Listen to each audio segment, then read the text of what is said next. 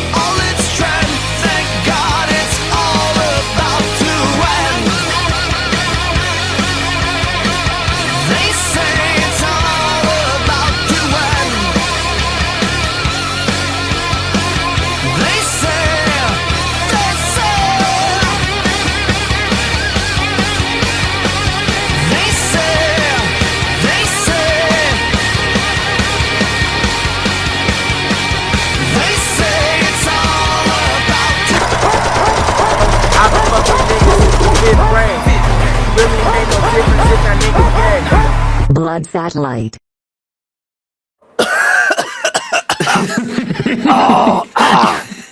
Are you saving that up? We're back. We have a lot riding on this episode. I got a lot to lose. We took 3 weeks off. Yeah, man. Can't be doing that. Well, I mean, you can. You're allowed. I bet the Bloods got some shit cooking. I bet they got some big ideas. I do not have a lot planned for this episode.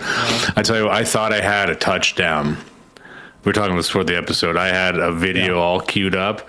I was so excited, just based on the title alone. And then I watched it.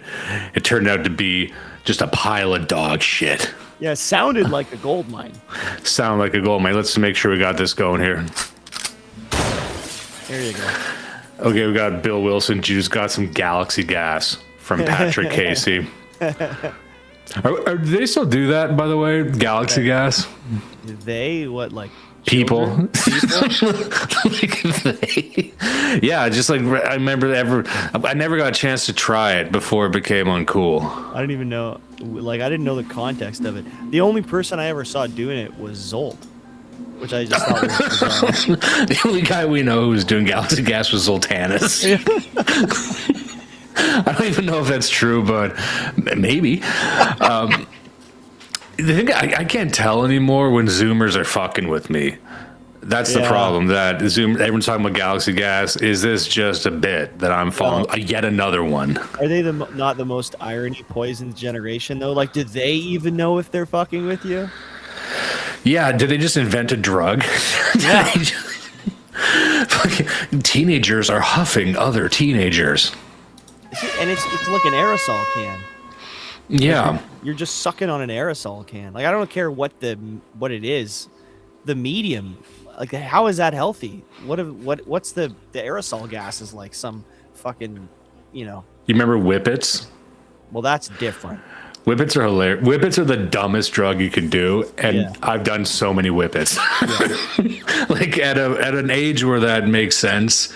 You can't be doing Whippets at our age, but I think if you're a teen, you should be. Yeah. But it is just starving your brain of oxygen. Yeah. It's so stupid. Love it. There's some drugs that make sense as drugs, and these, like, injecting drugs is pretty cool. That's pretty familiar. That's pretty gang, But like just inhaling like a can of something seems like a Looney Tunes way to get high. And of stuff that you bought at Canadian Tire in the gift section. Yeah. Well, you can also just buy a medical grade canister of it. Fair. I remember the one time that we went, because I think that one man named Start with G had so many of them, and we went, me and the other guy went to Canadian Tire to just buy but like it's like the refills for the whipped cream things, right? And they're so tiny and they're so expensive.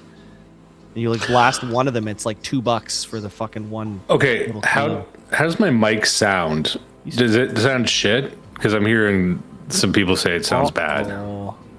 Sounds okay to me. Okay, yeah, it might not be coming through because sounds shit in what way? They're saying sounds a bit coagulated. I don't know what that means. Well, I mean, it could be cleaner, I guess. I could hear a car in the background, and that sound. I could almost. Well, I don't want that. Well, I would rather that not be the case. You've got that clarity. Okay, we'll figure this out later. Oh man, so yeah, we got some stuff lined up here. But first, I wanted to just kick things off because I was getting some DMs and some interest in what happened there with the daughter. Whatever happened with that. And that's what the main reason that we had to take that many weeks off. Yep. Because we added to the House of Dimes, and it's a girl. So we got one boy, one girl.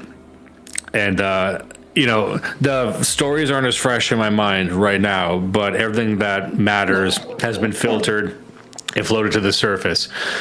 And the thing that, let's just say this. So, Pennies is the name we're going with right now. I don't like that because it seems to devalue her, and she's a young queen, of course, and she's deserving better. I'm thinking of switching it up to different denominations of money, like dimes, Nickels, obviously, but maybe she's pence. You could also just do different currencies. She could be Ether, or she could be Kroner. She could be Ethereum. She could be fucking. Yeah. We were like batting around fart nigga coin.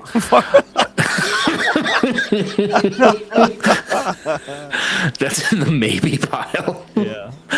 But yeah, so she was born premature due to an induced birth. And buckle up if you want to hear about what that's like. Believe it or not, some of the best feedback we get is like the dad stuff that we do. And the stuff that I try and say that, here's the thing. So what I noticed about being a father is that every woman lies about being a mother. Women don't help each other out at all. They're not honest with each other, which is counterintuitive, right? Because they talk about it all the time. You think some truth would slip through. But they're always bigging themselves up. They're always hiding the truth and just outright lying about themselves. But guys, we approach this like any other problem. Yeah. Like I've got a hole in my roof or my car's making a sound, and then guys will kind of gather around and actually try and solve the problem. And there's not a lot of ego tied up in that. And maybe that comes in later when they start fucking up at sports and stuff. But I'm open about it because there's a lot of young fathers who listen, and I got so much feedback from people saying that that's like I'm going through the same thing. Anyway, point being that I find it interesting because this is a new experience, an induced birth. What the fuck is that? What does that mean? And once you start talking about it, a lot of people go through this. I got like 5 guys who were talking to me saying like, oh yeah, that happened to us. And I can't find any correlation between that and age and race and geography or whatever. It just seems to be a thing that happens. And maybe it's vax related. Maybe it's plastic in the water and the balls related. You know what I mean? Like, but if you told me there's more like premature and irregular births now than 100 years ago, I'd probably believe you just on its face. Yeah. And so it's something like it's way more common than you think. Miscarriages are way more, like miscarriages in general are more common than you think. But again, if you told me that there's more now, I would just on its face believe you. Even like our neighbors, like our young neighbors, like they young, fit, virile, beautiful people. They're wonderful, and they've been trying. I hate saying that, don't you? Don't you hate having to say that in a party? I hate saying it. I don't hate doing it. In a cafe? Yeah. In the Louvre? Try for baby. I'm trying.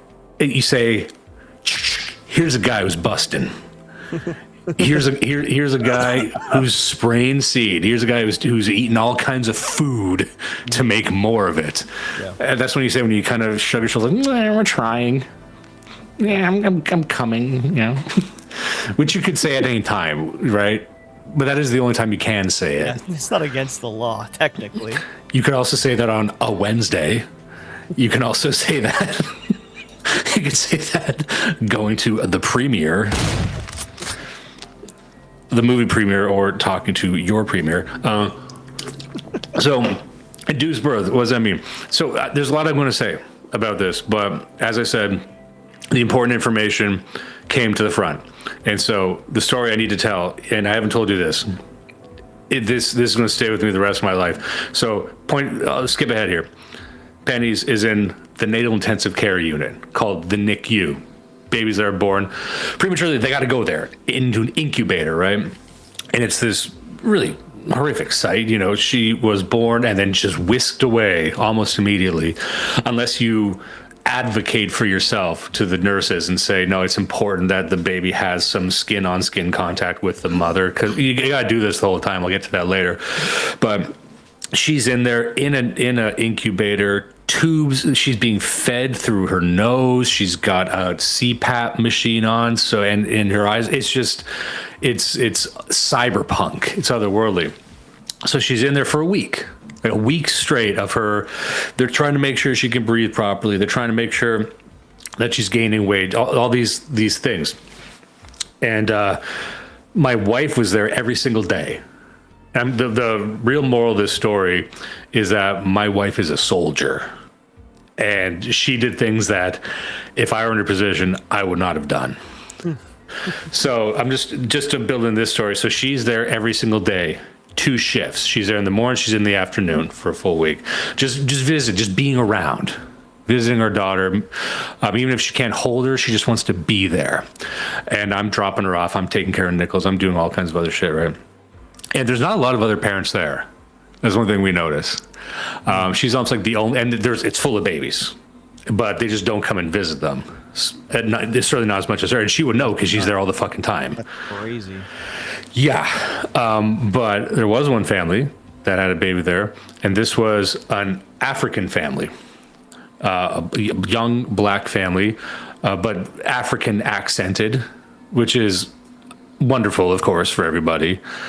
And their last name is Simpson. No. Would you like to know what they named their baby? No.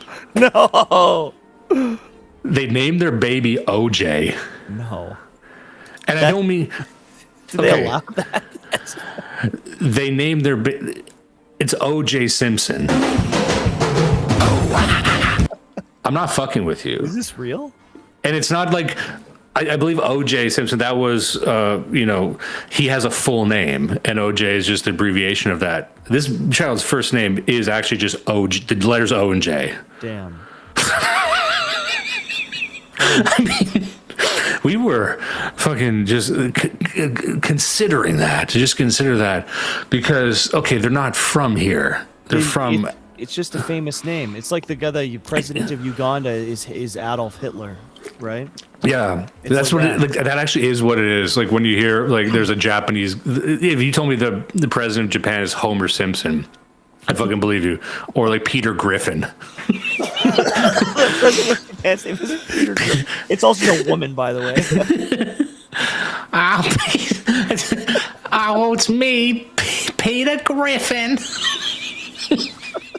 He has to do the voice. Just what a topsy-turvy country this is. Wow. I thought this was a serious country. But yeah, so it was so there I love what you had just said, and this is what I find so fascinating about Africans specifically, because I don't think Mexicans do this, but Africans do, where it's just like a Western thing. Like they'll name their kid, their entire first name will be 50 Cent. You know what I mean? It's just that means status, but also it's an odd time culturally to go after O.J. Simpson, because who the fuck is talking about O.J. Simpson? There's 2 periods where you can do that. It's when he's the football player and he's a big deal, or when he's the murderer, but he's been dead. He's not around. Is he dead? He's dead. He died. He died? Pretty sure he was. Last I checked, he was in prison. I think he died. Am I lying? I gotta check the chat. I don't even know anything about it. It's just a meme to me. What a terrible name for that baby. Reminds me of that tragedy. He died recently. Yeah. Also, Berwick says Filipinos do that. I remember the first time I saw like East African guy just named Good Luck. Just all one word, good luck, and his last name was Ooga Boog or whatever it was. But I'm like, I laugh at it, but then I also think, good luck is good. Maybe you should name yourself after a thing you like. You know what? Why didn't I just name my son first name Kid Rock? I knew a Haitian guy whose last name was Innocent, and it feels like he's just trying to get out in front of the accusations. like the Pope? His first name is Pope. Can you just an African guy's last name is Pope Francis? Because this is like, if you're African, you're probably thinking we're going to name him after a great man so he too can be great. You must know he won't be great. He will remain Ugandan. He will remain Nigerian. Like, what's the best Nigerian you've ever known? He's still just like a call center guy. The best Nigerian is like an upper middle Indian. Ooh. Yeah, nominative determinism doesn't work that well with blacks, I think. Every Nigerian, you can tell their status and rank by whether or not they're dressing like it's Easter. They got the black guy Easter suit on, some pastel. Black guy. Ted LaFaro named my son Not Gay LaFaro.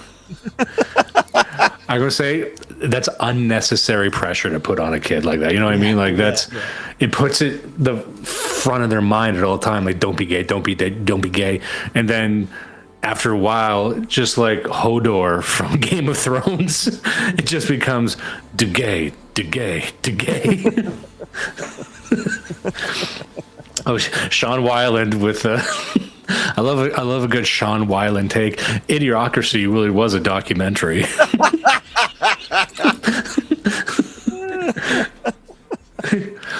Sex Freakman says Mexicans don't do this, but other Hispanics definitely do. They might. I don't know that much about what they're up to. I know cartels, and that's it. It'll be a really big disappointment if I go down there and it's not just all cartel. Like, I want to go to Tijuana, but if there's a single nice part of Tijuana, I'm going to be gravely disappointed. So mad. Oh, we forgot Berwick. Pitaru Givaru. So, yeah. Anyway, just to get back to this, I don't want to spend too long on this. But for people who are wondering, Penny's is healthy, home, eating and sleeping a lot, which was contrary to what Nichols did, because Nichols never slept. Nichols, when he was born, right up until like month 6, he would sleep for 20 minutes at a time. Madman. And that was very trying, but also very concerning, because when babies sleep a lot, because they're developing their mental faculties, they're literally developing their brain when they sleep. And so some people find it annoying when kids don't sleep. I'm like, no, he has to sleep, because then he's going to come out insane and retarded like his father, and we can't have that. One is enough. Yeah. I need to set him up for success, because I was the same way. I don't know what the fuck they did to me. They just let me up, and now look, I mean, behold. And so we did every trick in the book, driving them around, rocking, whatever you could do to try and just squeeze 20 minutes, 40 minutes here and there throughout the day. But Penny's just sleeps like an angel. And this is what I hear about boys versus girls. You know, once you become a parent, every single old wives' tale becomes true. Yes. Every whatever shit you heard your grandmother say, like, boys are this way, girls are that way, and you're thinking, nah, you people used to eat soap. You people used to eat canned soap. Shut up. But then it turns out it's all true. Yeah. It just, they say girls sleep more, and that is what it is. Yeah. My mom said that. They say boys go to Jupiter to get more stupider. And it's where do girls go? It can't be. Don't say Venus. Don't pick another planet. Fuck. Go to Mars. There's nothing a woman can do that rhymes with Mars. Where the fuck do women go? Why do we go to school for? It's Venus. It's definitely Venus. It's not. What could it be that's not bad? It's probably bad. I don't want to hear it. The guy now I can be the guy. That's my fucking daughter. I got a fucking daughter at home. You can't be talking like that. Yeah, raising a daughter as a rabid misogynist, they say it can't be done. I say it can. Absolutely, it can. You gotta walk between the raindrops, but you can do it. Yeah, because here's some guys talk about how they're going to raise their daughters. Like, all I want her to do is marry a good man and never read. And I'm like, I don't think so. I don't think that's bullshit, man. I don't think that's like a white thing to do either. Like, I think that even across time, it's like you don't want your daughter to be retarded. This is another facet of the nuclear family bottleneck, right? Where we want to look back and idolize, or the nuclear family. But we had corporate families, right? We had clans before. Oh, can I say this, Sex Freakman? Women go to Neptune to be House Keptune. There it is. All right. Now, Combiner said, and this is directed at me because he's being nasty tonight. Girls go to Andromeda, just like where I found Yo Mama. That rhyme sucks, though.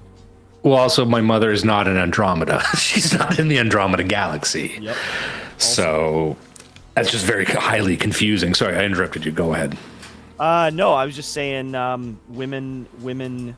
The whole idea of like, women should do nothing except cook and vacuum the carpet, and that's it. That's not true. I mean, like as you said, our ancestors, women were deeply involved in the family business and in all kinds of things. They didn't own property. They didn't have bank accounts. They weren't involved in politics. But like women can be competent, useful people. Women should read.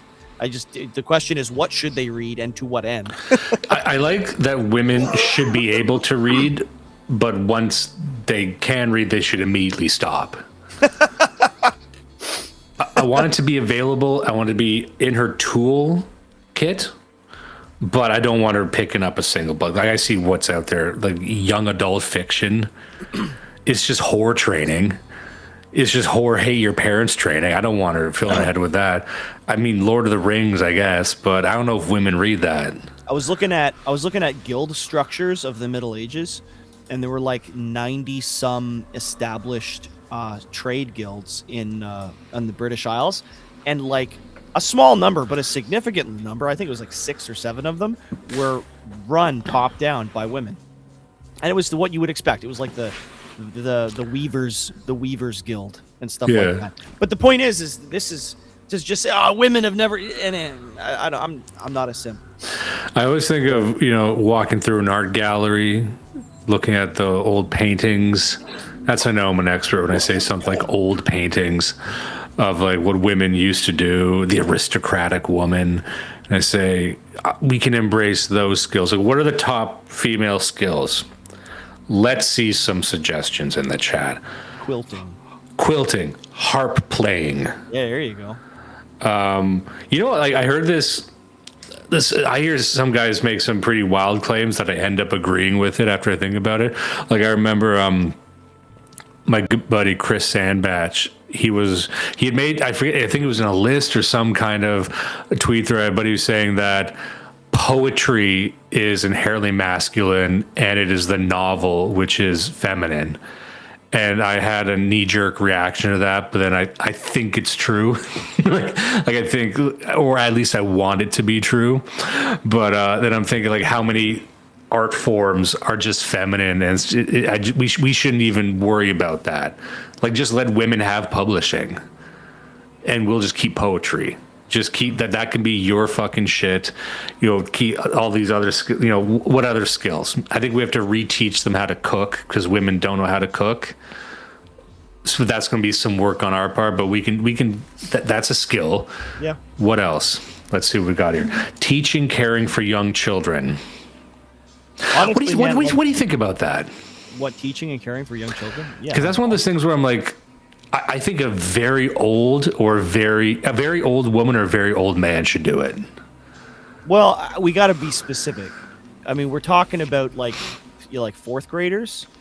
In my opinion, it would be the ideal situation would be the woman, not the woman. I mean, you have women who are largely taking care of them during the day while the parents or while the father is off doing something else. But then for a certain part of the day, the father or a male tutor is taking over to teach them some specific skill or to go give them an experience and go, we're going to the mill today or something, right?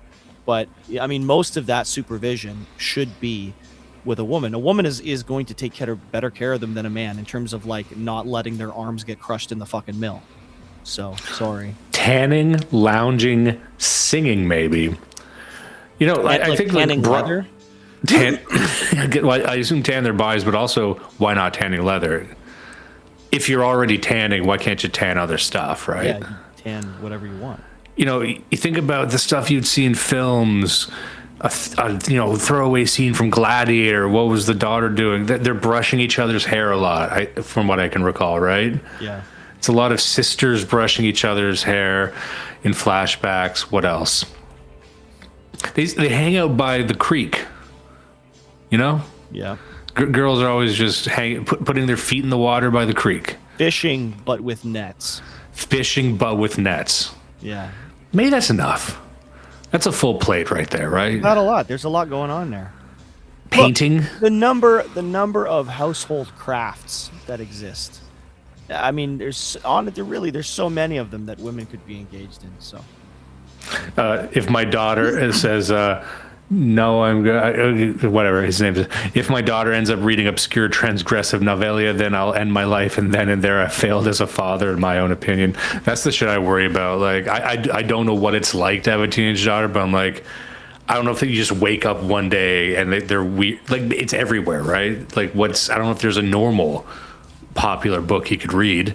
If you ever, if you've walked through a major chain bookstore now, the stuff they have front and center, it's just like runaway slave erotica and like sci-fi girl kills her dad. That's it. I have a theory, and I'm testing this theory because I also have 2 daughters. But my theory is that a problem with a lot of women in our generation, and probably Zoomers as well, is that you have fathers who think that kids kind of raise themselves, or rather that a girl needs a woman's touch, so you let the mother do most of the raising. But then the same fathers are also husbands to that wife, and they don't manage the wife. So you get what is effectively like emotionally and spiritually a single mom.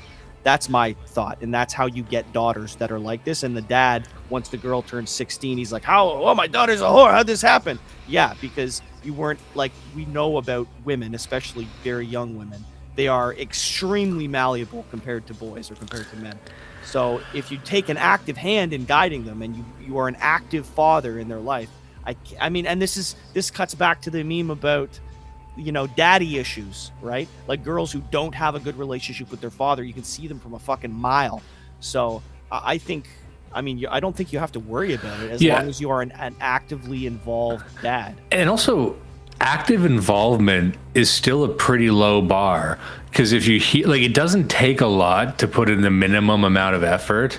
Because when you talk to these people who have the daddy issues, it's that the father, or like mommy issues with guys, is like they had to go to extremes to be bad. It's like they were either highly directly abusive, or they were literally never there. Like you have maybe 3 memories of them from growing up. Right. You know what I mean? So you're like always chasing that. But it's like, you have to actually work kind of hard just to not be present. But if you're just actually present, that seems to be enough a lot of the time. Like, I'm always explaining this to people who are asking questions about, like, Nichols. He's at an age where, like, he talks a ton. And one thing I noticed, it's that most of the time a tantrum, when you see a kid throw a tantrum, it's because that's the last step in like a 7-step process that ends up at a tantrum, which is just like a feedback loop of like furious, sad emotions that you kind of just got to wait out. But you can kind of stop it before it gets there.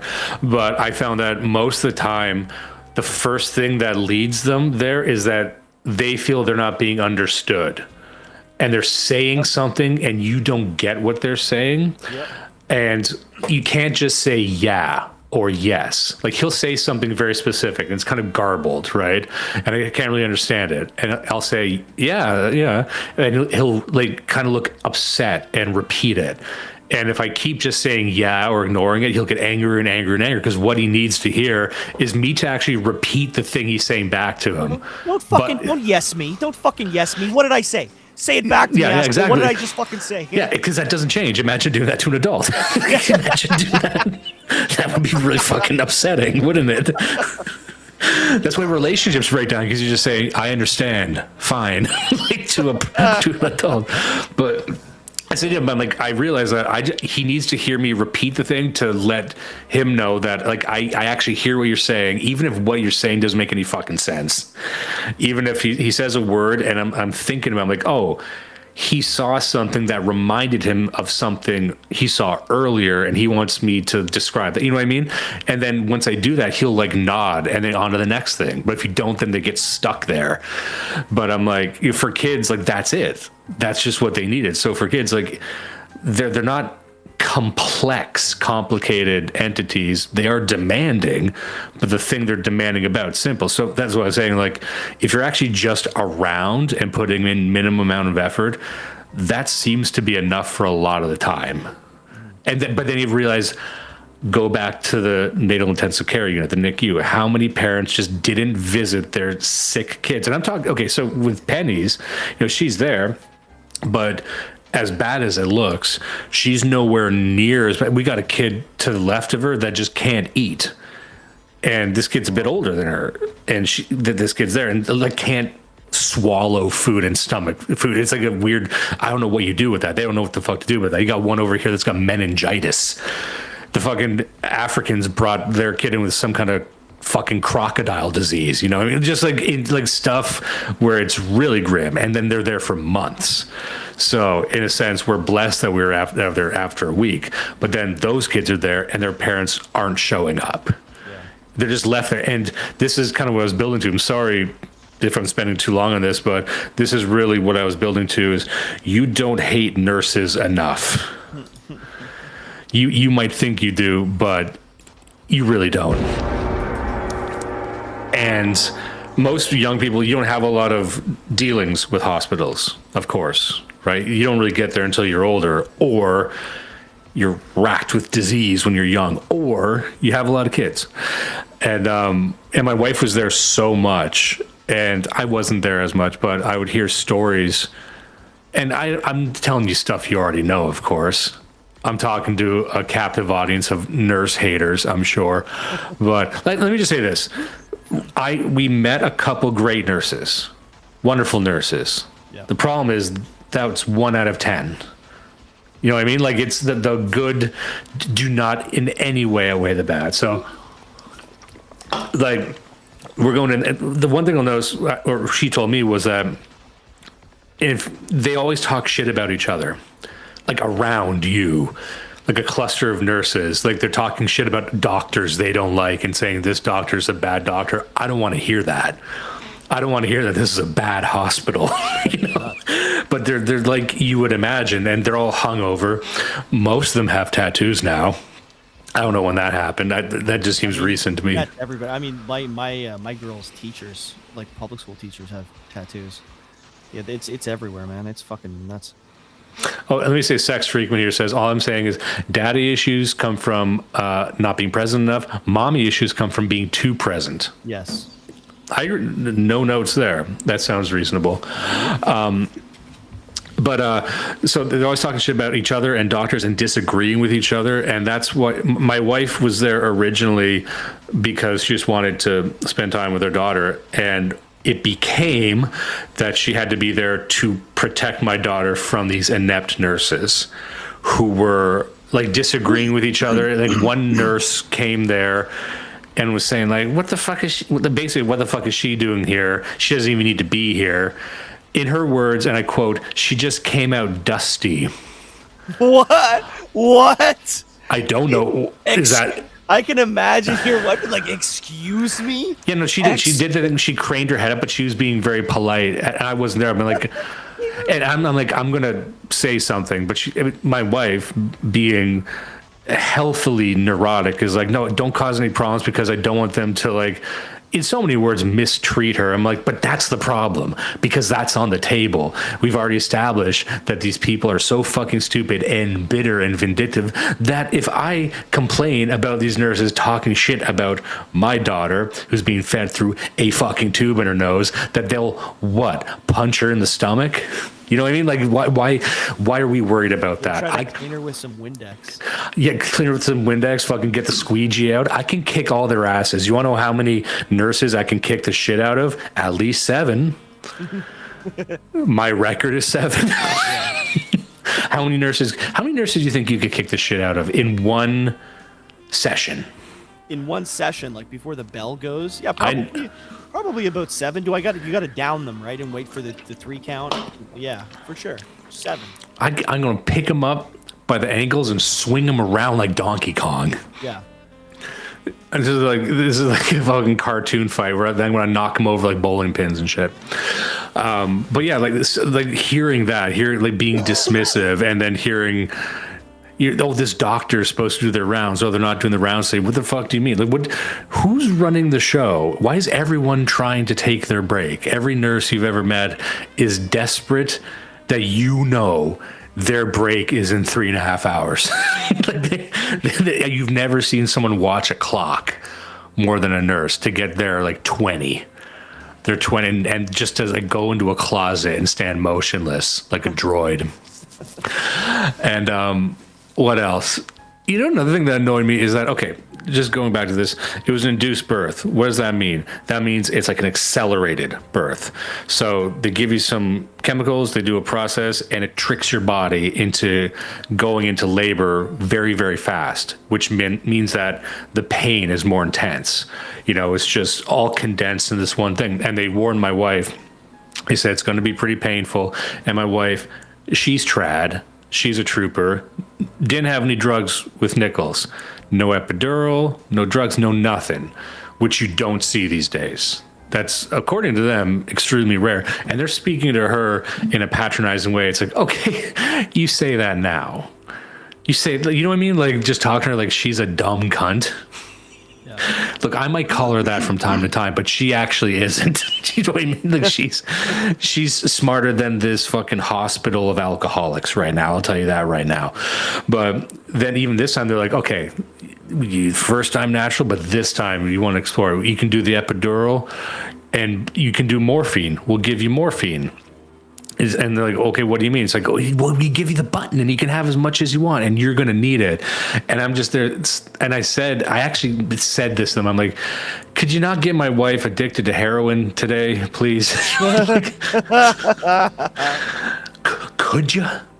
If you don't mind, I got enough shit on my plate. I don't need a heroin addicted bitch.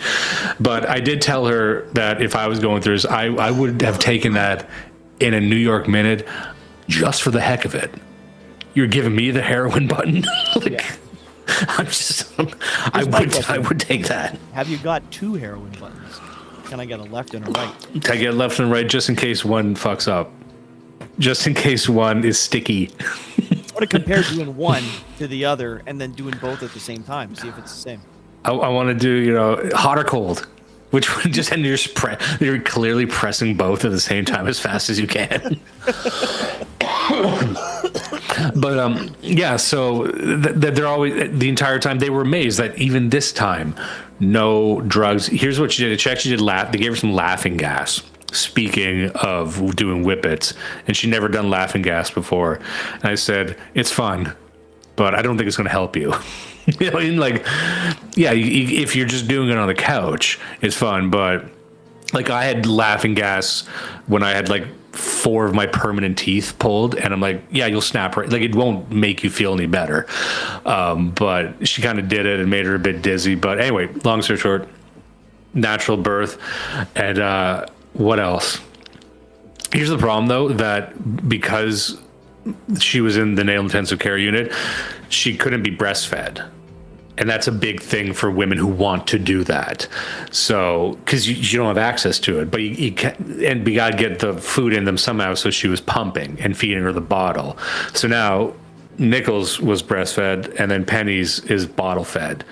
And so it's a thing she's not thrilled with. And I think women, even though they won't admit it, they get really upset about that if they can't do it. But let me say this, though, the flip side, the silver lining there is you can tell exactly how much they're eating, which if you want them to grow, because when they're breastfeeding, you don't know how much they're drinking. You're actually just going by the size of the titty. You're saying that one's pretty engorged. That one's, I look at them all the time. So I'm thinking that's like 40% full, but you don't know. You're just using you're eyeballing titties all day. But here you actually have the milliliter, so you know how much they're eating, whether or not that's good for growth or whatever. So there's a lot of like parents that they end up bottle feeding and they get pissed off. But I'd say, as long as if it's still breast milk, which it is, like, to me, I'm pretty laissez-faire about this shit. So I'm like, it's fucking breast milk. Who gives a fuck? It's Friday. It's a long weekend. Yeah, but we're going to the lake. You got the milk. Everything's fine. We have so much shit to worry about. I don't have to worry about another thing. If you give me one more thing to worry about, I'm going to spit in your face. I say that to my wife who just gave birth. I'm just checking the chat right now. We have gone. My wife's got itchy thumbs. She's got itchy morphine button thumbs. They have an anesthetics machine, and it looks like that fast food soda dispenser, but with tubes. That's true. You're in the hospital and you see all these tubes jangling around. It looks like a dollar store. Hospitals look made up to me. And also, it's like they were met before she actually gave birth. They were like measuring the contractions because you can tell on the screen, and the contractions have to be like a certain amount of time before they get faster and faster and more. And then this fucking bitch is just like tapping the screen, going like, "Oh, I think it's broken." Like what? So my wife is she's measuring her own contractions by counting. She's saying, I think that's wrong. She's like, yeah, I think so too. Who's in charge? Who's doing anything? They got nurses coming in to smoke a fucking cigarette. Then they walk out. We had a midwife walk in for 45 seconds, say hello, and then leave. After the birth, the attending doctor comes in, some 80-year-old man. He's like, oh, I was across the hall. Good to meet you. Gives me a handshake and then fucks off. Like, it's just you might as well be playing yakety sax in the background. I'm like, look, my wife has just been traumatized by childbirth, so she's delirious. I am of sober-minded constitution. I can tell you what a circus this is. Yeah. Why is it everything is so fucking stupid in a hospital? Well, it's Canada, man. It's the Canadian healthcare system for you. Delafaro, where'd you get this hospital? The toilet store? Hey, the Jelk store called, and they're running out of you.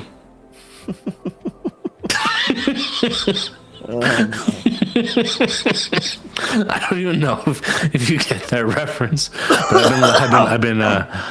I've been laughing about that for a while. Also, there's this one phrase while we were off, and I'm trying to gather my thoughts and correct my life and everything. I just had one phrase that I was repeating to myself in my head the entire time, and then eventually mouthing to myself and then saying out loud. And then people just get used to it, like the boiled frog. It was just this phrase: they're calling him the most raped man alive. Yeah. Yeah, I mean, that's an earworm, though. And here's the thing. The problem is, and I've tried this before, you can't explain why it's funny because all you do is just repeat it.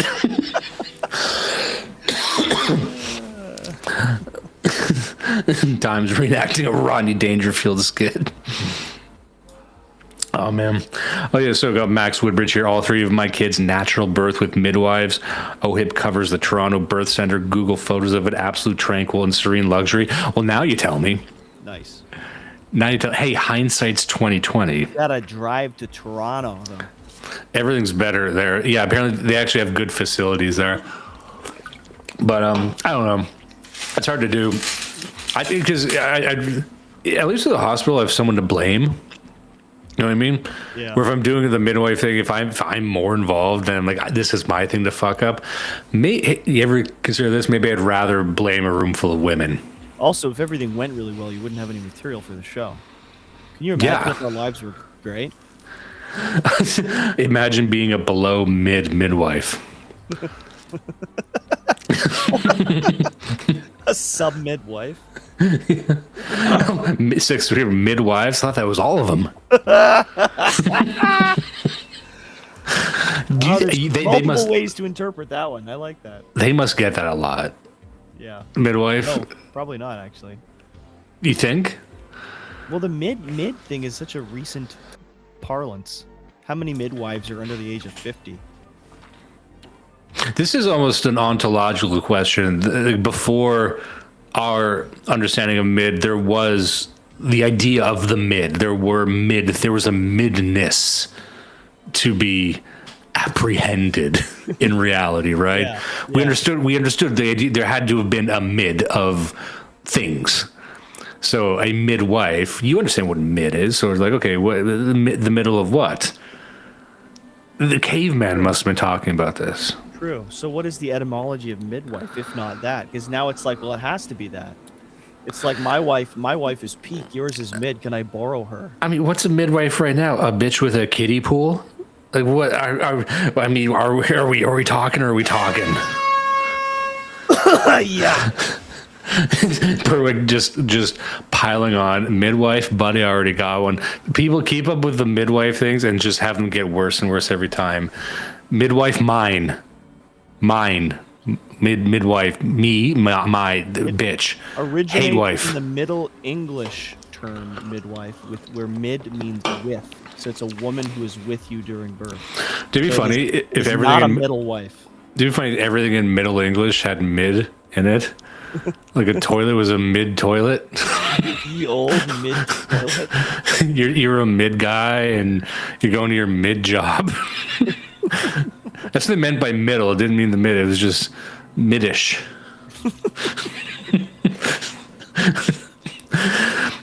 They're calling it the most raped period in history.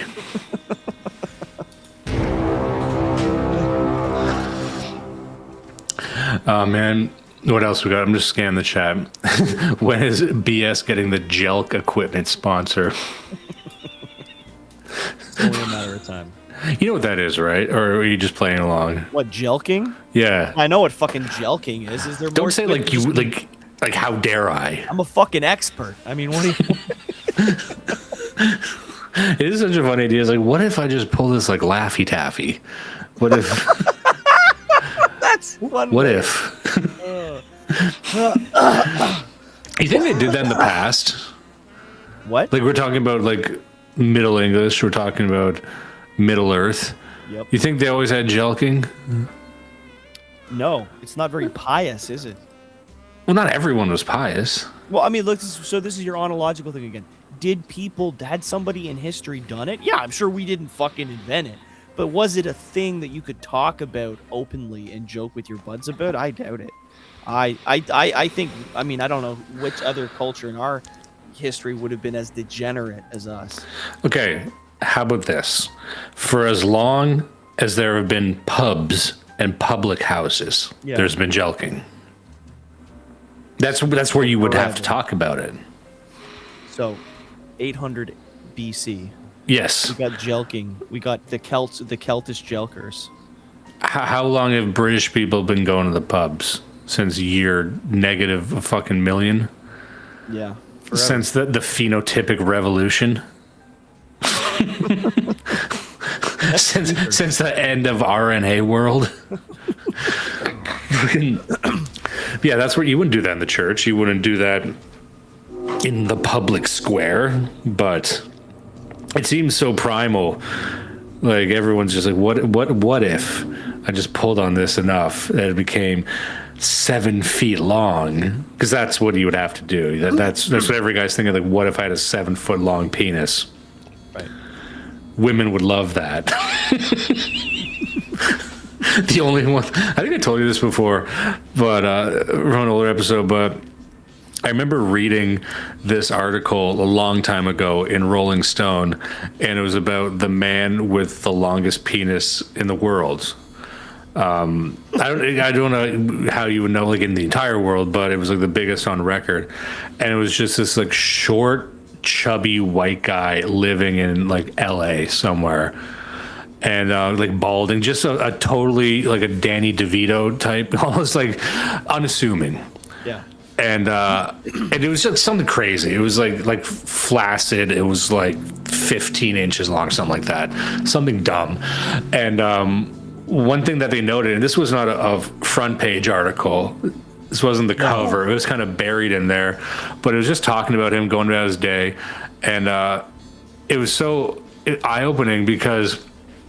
You learn that the way guys look at this sort of thing is different than how girls look at it, because you would think that this guy, he must get laid all the time. He's got the world's biggest penis, and he hasn't had sex in years. Like no one's like he's not a hot commodity, because also he's not conventionally attractive. Of course. You know what I mean? Like he's kind of like an uglyish guy, but with a big dick. But that's not like women won't take that deal. They would rather a normal size dick on like a handsome man. But then they also learned that it was like the guys who are obsessed with it, because guys are like, whoa, holy shit, he's got the biggest dick in the world. That's awesome. They want to know more. Even like straight guys who are into it. But that was like a weird thing where it's like straight men are more impressed by that. And how would they know, right? Well, because this guy... They said this in the article.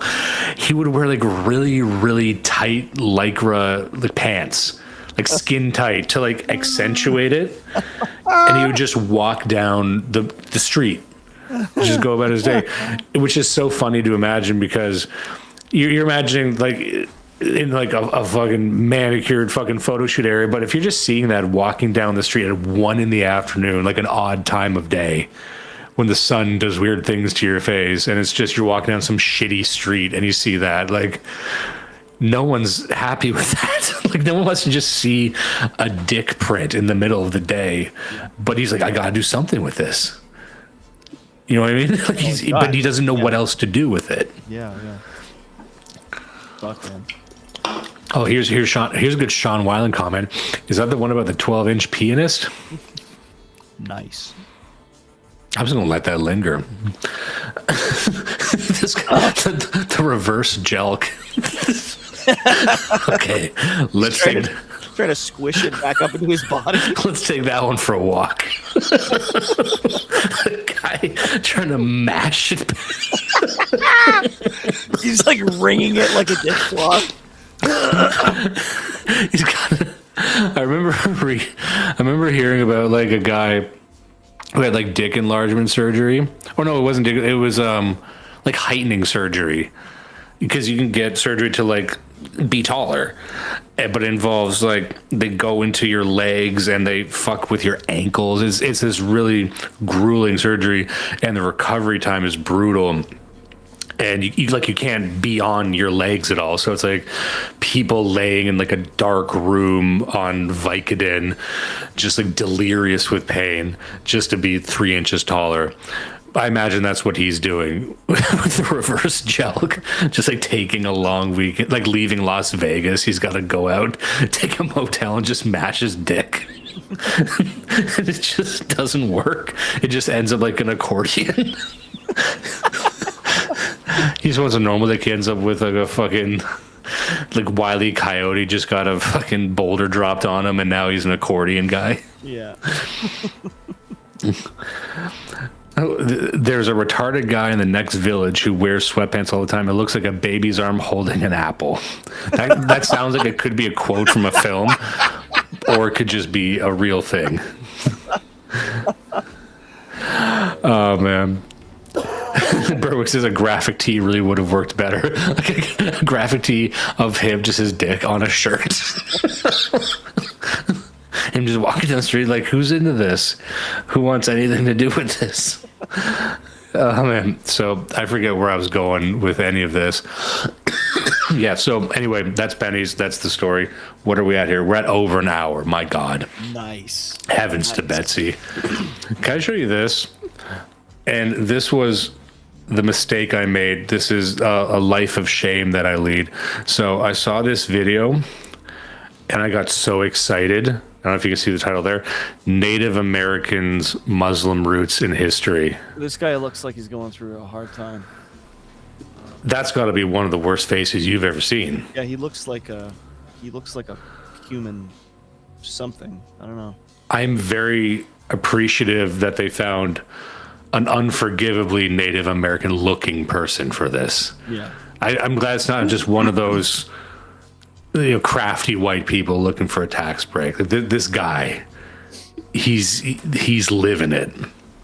That's some bad skin too. I don't know how you get that. That's like drag behind a truck skin. Really, nose looks like it's a foot or something. His nose looks like another animal. It looks like a type of bird. Right, so I just saw this and I said, Native American Muslim roots in history. That's got to be interesting. I'm just saying this to out myself as someone who didn't do research properly. I was hoping it was going to be wild claims about how natives were the original Muslims. All it was this fucking guy saying how he converted. He says, there's not a lot of Native American Muslims, but inshallah, one day there will be. like just the premise is funnier than what it is. Let me just see this for a second here. Let's just see what we're dealing with here. My heart, everything that Islam taught about being a human being, having good character, morals and manners, etiquettes, and how you treat others, and how you treat other beings, and animals, even nature. Sorry, I just want to take a break. Even there, the way he's talking about, I love, Islam because it tells you about manners and how to treat animals. No, it doesn't. You fucking idiot. be like you people had all that hemmed up properly. But regardless, doesn't literally every other major faith, like what are we talking about? Oh, sorry, Bulbous Persona, First Nations of Islam. And there it is. I love that. It's what our traditional ways teaches. To believe in our Creator, to believe in Allah Subhanahu wa Taala. So I had my mind made up after I studied for a couple months, 2-3 months or so, and then September 11th happened. 911 occurred. 911 occurred. 9/11 happened. 911 for the layman. Is that what your people call it? You fucking asshole. But I do love that he not only is he Native American, he talks like a hood guy. Like he talks like just like a guy who's been to jail a lot. Yeah, so Islam, man, I fuck with it. I fuck with those niggas, and I used to be a Christian, and I used to be a Christian dog and fucking nigga. I learned about Allah, and it taught me about manners. What the fuck are you talking about, buddy? I like also just. I'm not going to watch any more of this because it sucks. I just wanted to express to you that this guy got up on stage with nothing prepared. Like he's rambling. He's like, there actually is no Native American history. You know how many white people you pissed off? We're the only people watching this. Good question, Zhang. Has anyone ever seen an Indian with a beard? Now that I think about, no, right? What the fuck's that about? What are they gonna do? Well, I mean, grow a beard. Yeah, you can't go. Holy shit. No virgins for you, sir. Can they not? Like they can't, right? Is there some kind of thing like they can't process alcohol? They can't grow facial hair? I don't know. I guess must be. Sorry, there's some dead air here. I'm really thinking about it. I'm What like, about think about like Eskimos, like the ones that are still subsistence, yeah. right? And they don't cut their hair, but they don't have beards, right? I've never seen them with beards, even like old film reels. I don't think they can. I wouldn't be surprised if they just can't. Do you think they're keeping that a secret because people would see them as something less than human? It wouldn't be a secret. It's just like you're not allowed to touch these people. You're not allowed to make fun of them. I'm not that we. I mean, we do anyways, but yeah. Yeah, honestly, because you don't need to have a beard, a mustache, a handlebar mustache. But if you lack mustaches, I've seen mustaches. You have? Yeah. I've seen mustaches. But will you bet the farm on that? Don't fuck with me. On mustaches, I know a guy with a mustache. I know an unnative. No, guy. there's okay. I thought you meant just a guy. No. I am a guy with a mustache. No, I know. I see him every fucking. He lives in my fucking house. It's me. He's me. Okay. He's me. Hey everybody, it's me, Indian Judas. I think all content creators should die. I like this guy. Who? Hey, it's me, Indian Judas. Morgoth, who's that? Blackpilled, who's that? Fuck him. Jay Burden, who's that? Fuck him. Just like name, not knowing who anyone is. Okay.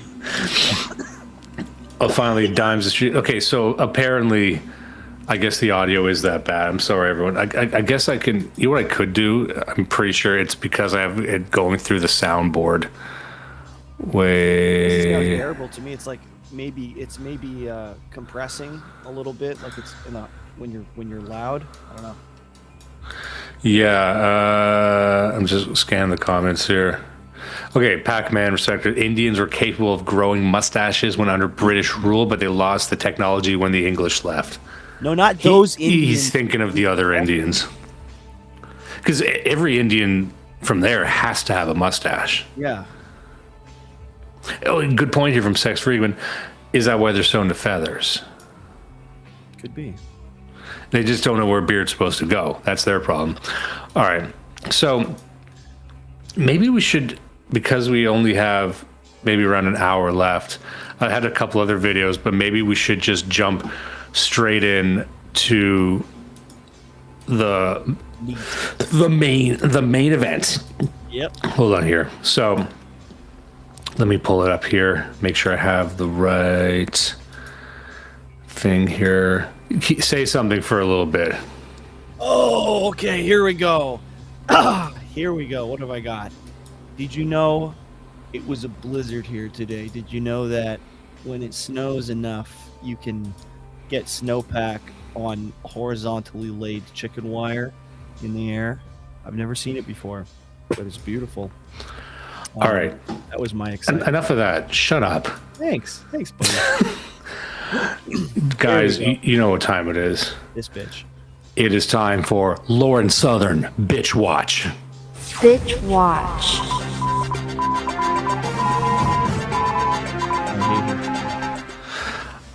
This is my favorite segment. I don't even know if anyone likes this. Have we ever done a bitch watch that wasn't about Lauren Southern? No, it's no, just, you have to understand. Lauren Southern : Bitch Watch. That's the title. It's the we've been doing this segment for years too. Yeah, it's just it's about her. Now, this is an interesting one. So she released a video titled "A Lot to Unpack," and this would have been a month ago, and we're just getting to it now, of course. But she's selling a book, and I am committed to reviewing this book. In the future, we're going to be doing a Blood Satellite live episode with Prudentialist. All three of us. We're going to discuss this book from front to back. We're going to merge our shows together just for that. But this is a video referencing the Tenet Media shitstorm. You remember that? Yeah, I remember. So for those who don't recall, Tenet Media was content conglomerate that boasted Dave Rubin, Tim Pool, Lauren Southern, a few other people there, and they had a separate channel. They were producing content for it. And then the story is, and I don't care what people think about the veracity of the story, but the claim was that this was being funded by Russia, because the people who are running it they were Russian, and then they were affiliated with RT Russia Today. I'm not one of these guys that's always trying to sniff out Russian interference, but it is interesting once you learn the details, which were that Tim Pool had been affiliated with them for a while, and if you'll notice, Tim Pool, right around the time, got a brand new compound to stream from with his own skate park and you know what I mean? Like, a guy like him, who has a successful enough show, got a sudden cash infusion. So the claim was that each of these creators, and she'll get to this in the video, were making millions of dollars for not that much content. If you check their YouTube page, you'd have a video from Dave Rubin here and there, Tim Pool or whatever, but they're only a few minutes long, and they're getting maybe 30,000 views. Like, their fans weren't watching it, but they're still getting hundreds of thousands or millions of dollars. Now, they can all claim ignorance. They can say, we didn't know that this could have been propped up by some Russian propaganda campaign. I'm like, okay, put that to the side. Do you think it makes sense, Tim Pool, that you were getting paid millions of dollars to create the worst content imaginable? Like, if someone came to us in Blood Satellite and said, hey guys, I'd love to syndicate you on our platform and we'll pay you $5 million for it, what would you say? Would you be suspicious? Are you always going to be waiting for the other shoe to drop? Like, that's not normal. Of course, it's quid pro quo, always. It would just be unrealistic. It'd be like, okay, obviously we shouldn't be paid that much. Obviously, this seems too good to be true. I'm highly suspicious. These people were not highly suspicious because they're idiotic or they're egotistical and think, well, of course, here it is. My windfall of cash that I've been deserving this entire time. That's what they all think. And then Tim Pool took that money and made a music video about it. did the fucking emo song with it because he thinks that that's awesome. He thinks he's an awesome guy with a great show who can make a emotional ballad, a dark, brooding early 2000s ballad, right? So that's who you're dealing with. So one thing she's going to get to in here, she's going through that controversy, and in a bitch watch first, I think I'd come out on the side of Lauren Southern on this. Really? What do you think? What do you think about that? That's nuts. She does something in this, and I'm going to be sure to get to this before we go.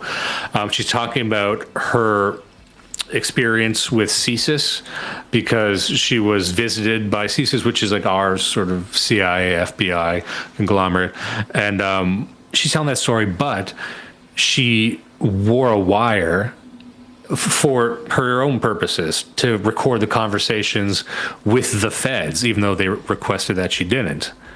And whatever I might think about Lauren Southern, we have audio of a very awkward Fed trying to like hook up with her. Wait, and in this video, she plays the audio. She was asked not to, and then she did it anyways. Now she's posting it publicly. This bitch is retarded. I mean, that's a funny trick. But wow, that was probably a really stupid thing to do. Be that as it may, it is paid out in spades for us, for people like us. Yeah, for the observers. But I wouldn't believe it unless she posted the audio. You know what I mean? If this was just in her book, she said, "Oh, this guy was trying to fuck me." Like, yeah, sure. Yeah. But like, you got to hear this. But anyway, let's just cue it up. And Zhang says, "Know your worth, Queen." Absolutely. And Randall says, or they don't question where the money came from because they were shopping for the Lambo. True. Bill Wilson says, if I had a compound with a skate park, I'd hire Avril Lavigne. Well, that's where all your money would go. See, this is why some guys, they can't get money. They don't know what to do with it. You get $1 million, you run out and you hire Avril Lavigne. These days. She's busted. She is a busted lady, and you're just going to get her to hang around. What is she, 40? You're going to pay a 40-year-old woman to stand there? Yeah. Get a fucking life. Oh, also, Randall Shirker says, but she married a Fed. This is what I was going to save till later. You cannot fault this man for trying to pick her up because they know everything about her. So he's going into saying, so you're into Feds. Right? I'm a Fed. Yeah. So you like wraparound shades? So you So let's just see what she has to say for herself. I got timestamps, but let's just get it going here. Hey guys, it's been over a year since I last posted on YouTube, and a lot has happened since then. A lot. First of all, I just want to start by saying I hate the way she talks. I hate that way. I've been watching Pluribus, and it's the bitch. It's what's her name from Breaking Bad and not Breaking Bad. Sorry, Better Call Saul.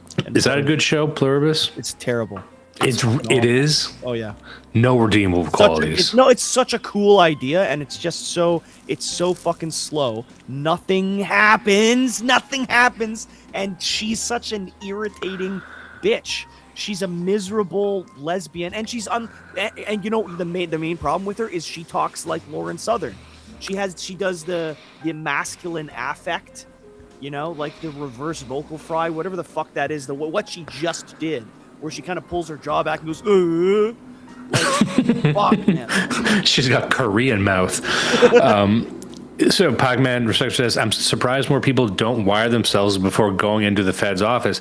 Now, Lauren makes a point in this that I didn't know to be true, but she said Canada is like a one-party consent nation.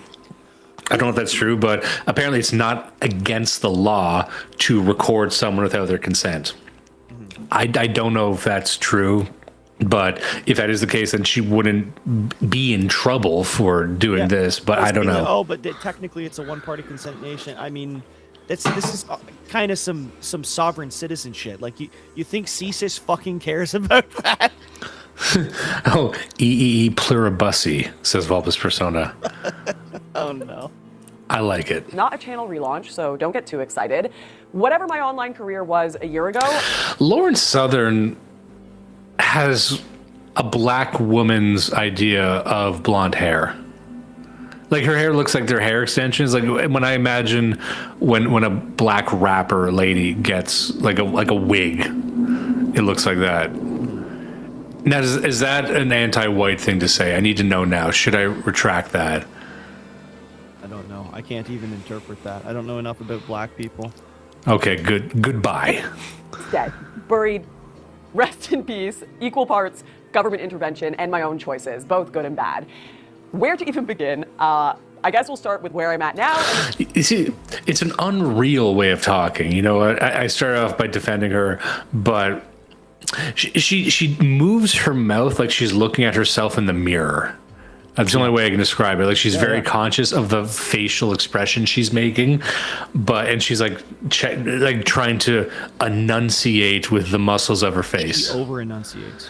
It's too much face. She's a female Jack Black. She is a female Jack Black. It's too much face. It's too much front of the head. Yeah. And we will work our way back to the absolute chaos that prompted my current view on the world. I've spent the last year living mostly offline. So those are fake eyelashes. Let me ask you this. Is it a compliment to a woman if you say, I like those eyelashes? Or would that be a horrible insult because you're letting her know that everyone's aware that those are fake eyelashes? I think you can make almost anything into an insult to a woman if the woman is looking to be insulted. So I think it really just, and in Lauren's case, I mean, the answer is yes. Absolutely, you would ruin her if you said it. But also, if you said you didn't like them, it would also ruin her, so it's easy. I'm trying out this new thing where I'll see a woman who's trying something out, and just you go up to them and say, I noticed that thing you're doing. And just leave it at that. Let them know that I've whatever you're doing, I've made a point that you're doing it and everyone knows you're doing it. Yeah. Hey, I've noticed your bangs. Hey, I've noticed your long eyelashes. Goodbye. You need to be out in the world like a spider. You need to be out in the world like an insect haranguing women. You know, I have my lapses here and there, but not really posting that much, not scrolling as much, working a normal job. Thank the Lord I was even able to get one. Thank the Lord. That was a miracle. And Thank the Lord. now, apparently. She'll say later that she's like, I don't usually pray, but I was in trouble, so I prayed. Like, yeah, I mean, she thanks the Lord when she fucking wins at bingo, whatever single mom ass does. I wonder where she's working now. Because she has no skills, of course. She's not actually working. She's probably just kind of reconnect. Every time she, like, her interiors when she films these are so fucked. Like, it looks like she lives in one of those triangle witch houses in the woods. Well, this is not, but this isn't an actual interior. This is a stage. Like, that's not a wall. That's clearly just like plain panels nailed to a wall. You know what it looks like? It looks like a floor. Yeah, it's probably just flooring that she stuck on the wall to make it look rustic. Someone took Even a the floor and plant, made it a wall. she's got fucking silk plants. Like, what a silly bitch. Connecting with reality, community, friends, family, and it has been surprisingly refreshing. She looks like she got jaw implants like Zac Efron did. Has she always been such a handsome woman? That seems new. There's a lot of things you forget about when you get caught up in online politics, whatever it is. And you know, it's not that I didn't get offers to go back into that world, the media game, when my job blew up late last year. We'll talk about that. I got a lot of big shiny gigs on camera and off. The job she's describing was working for Tenet Media, which was working for a highly suspicious platform that came to Lauren Southern and said, hey, I know you're retired and you haven't made content in years. Would you like hundreds of thousands of dollars to just make videos about culture? And she said, yes. And then we're supposed to be, that's not a job, Lauren. yeah. And she'll say things like, I had to pay my people, I had to pay my producers. You set up a fucking camera and you press play. Like, how much do you think this costs? Yeah, you're not even doing the writing or the editing anymore because we know that they're the ones doing that. That's the whole fucking point to them paying you. So, Bill Wilson says Tucker Carlson's B set. Yeah. Put on silver platters for me. You can make documentaries again, Laura, and you can do planning in the background and still be involved in this space. But I very deliberately turned them all down. Why would I do that? I think there's very obvious. Oh, I know this one. It's because you're a talentless lying whore. Is that it? Is that the reason? And no one wanted to work with you? Was that it? Let me see. Spiritual and mental health reasons one would exit this space. But on a more sinister level, and one that I think is important to share, is that I was beginning to wonder if it was even possible to exist in the political media space anymore without being owned by governments, corporations, or cults. To her credit, this is something that we have also wondered. It does seem that if you want to, which is also what happened. That's the story here that with Tenet Media, that you were to one degree or another being owned. And that's what being owned feels like. It doesn't feel like being owned. It's you don't get an email once a week telling you what to say. For people who might be wondering what this feels like, I haven't done it, but in political writing, political content generally, I'm including conservative media, liberal media, you see these guys, like I think Rod Dreher would be an example. And I'd heard about this, that he had a benefactor. Basically, these people, they're not a staff writer for the New York Times, and they don't just have a gig at the Atlantic. These people, they'll get a piece here and there published in the Atlantic or the New Yorker or whatever the fuck it is, but that's obviously not enough to generate income. So their income is provided by a patron, a benefactor, someone who's rich. Now, why would they do that? Well, because if you're a multimillionaire or a billionaire, being involved in publishing or being involved in events and parties and stuff, that's still a feather in your cap. It's still cool if you're a rich nerd to say like, oh, I have an in with publishing. I own a journalist, right? And so how this works, or how I imagine it works, is like, I'll pay you to write. I'll give you a salary. That's all anyone really wants, is they want something that they can rely on month over month, and maybe it's to feed their family, whatever. And maybe it's a good enough salary, right? I'll just do what you're doing. And then you become reliant on that. 6 months later, a year later, 2 years later, now you've incorporated that into your entire lifestyle. Now you don't know how to live without that salary. And then maybe the requests come. The request would be, hey, could you maybe ignore this topic? Hey, I saw this guy's my friend. Could you not talk about him? It'll be little suggestions. And you don't want to piss off this person because they're now your fucking boss. And you got used to $10,000 a month, whatever it might be. $10,000 a month for just pissing away the time writing an article here or there. But that's how this happens. They get you hooked on the steady income. So that's why you should be highly suspicious of people saying that, oh, we've seen you laboring away in obscurity. Oh, you're someone that seems to be struggling. How about we make all of your problems go away? Just imagine that with an Italian accent. Imagine that. Imagine a Goomba saying that.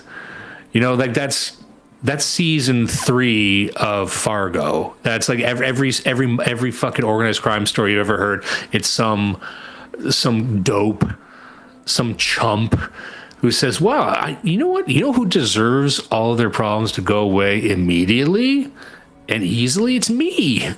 I've always deserved to have 0 problems." And then later on, they act like a victim. Anyway, Ash Wilfie says, "Will podcast for food." Pagman says, it's just the modern version of corporate offices having a secretary core where somehow they have 30 women on staff, but only 12 actual secretary positions. Randall says, Dimes, we know you have a price, and it just happens to be enough to drown yourself in Canada's finest booze. What would your price be? Do you have a price? Could you be bought? Like, bought to go and... I mean... Yeah, of course I have a price. I think we all have a price. I think if we're being realistic. If you're being honest, it's because there's other things beyond being monetary, right? Like, what if somebody just fucking threatens your kids? That's a price too. That is true. You know? And at the end of the day, what are we talking about? You're talking about something which, in the larger scheme of things, Only somebody like Lauren could think that, you know, she's turning the earth with her fucking messaging. So it doesn't actually matter that much. So what's this position pay? Well, it's unstabbed children. I'm hired. All right, deal. Thank you. You're not going to regret it. I also think she showed her hand when she didn't say that you have to take money to that you have to get owned in order to make a lot of money here. She used the term exist. In order to exist around here, you're going to get bought out. That's a good point. Which is okay. So by which you mean there's no point in being here unless you're going to get bought out, which is just not true. Most of us down here at the bottom are just fine. We have normal jobs. Like you and I have been doing this for close to 10 fucking years, and we're just going to keep. Oh, don't say that. Well, it's getting that. The point is we get to do this because we do have jobs and we do have real lives. So it's like, oh well, you just can't exist. No, Lauren, you can't exist because you're a soulless cunt, and you're only here for the money anyways. You never had any principles or beliefs in the first place. I think I would have a price, but the monkey's paw that you're making a deal with here is that I'm not going to guarantee that I'm doing a good job. I'm not going to guarantee that I'm not going to embarrass you. So here's my price. First of all, it's everything up front. You gotta give me $50 million right now. I don't want it spaced out. Give me it right now. And then I pinky swear that I won't embarrass you and tell everyone what's going on. Yeah. That's got to be it. Do you think they'd let you actually form a contract where it's like, look, no blank check here. I don't want to find out a year later what you want. You're going to give me the money up front, and you're going to tell me now what the ask is, and then I'll see if I'm okay with it. I'd love to go in very, very high. I'm like, $500 million. And they say, no, that's stupid. Get the fuck out. And I say, wait. No, just you go, I go high, you go low. What is, and it'll be like $5. I'm like, okay. Seasonal oil changes, and you cover my Netflix. Yeah. Can I get dental coverage up to $500? Can I get eye up to $1,000? They're like, okay, just for you, not for the family. Okay. Oh, fine. Can I pay a bit more to get the family? Like, just that's okay. My family's already covered. I end up paying them.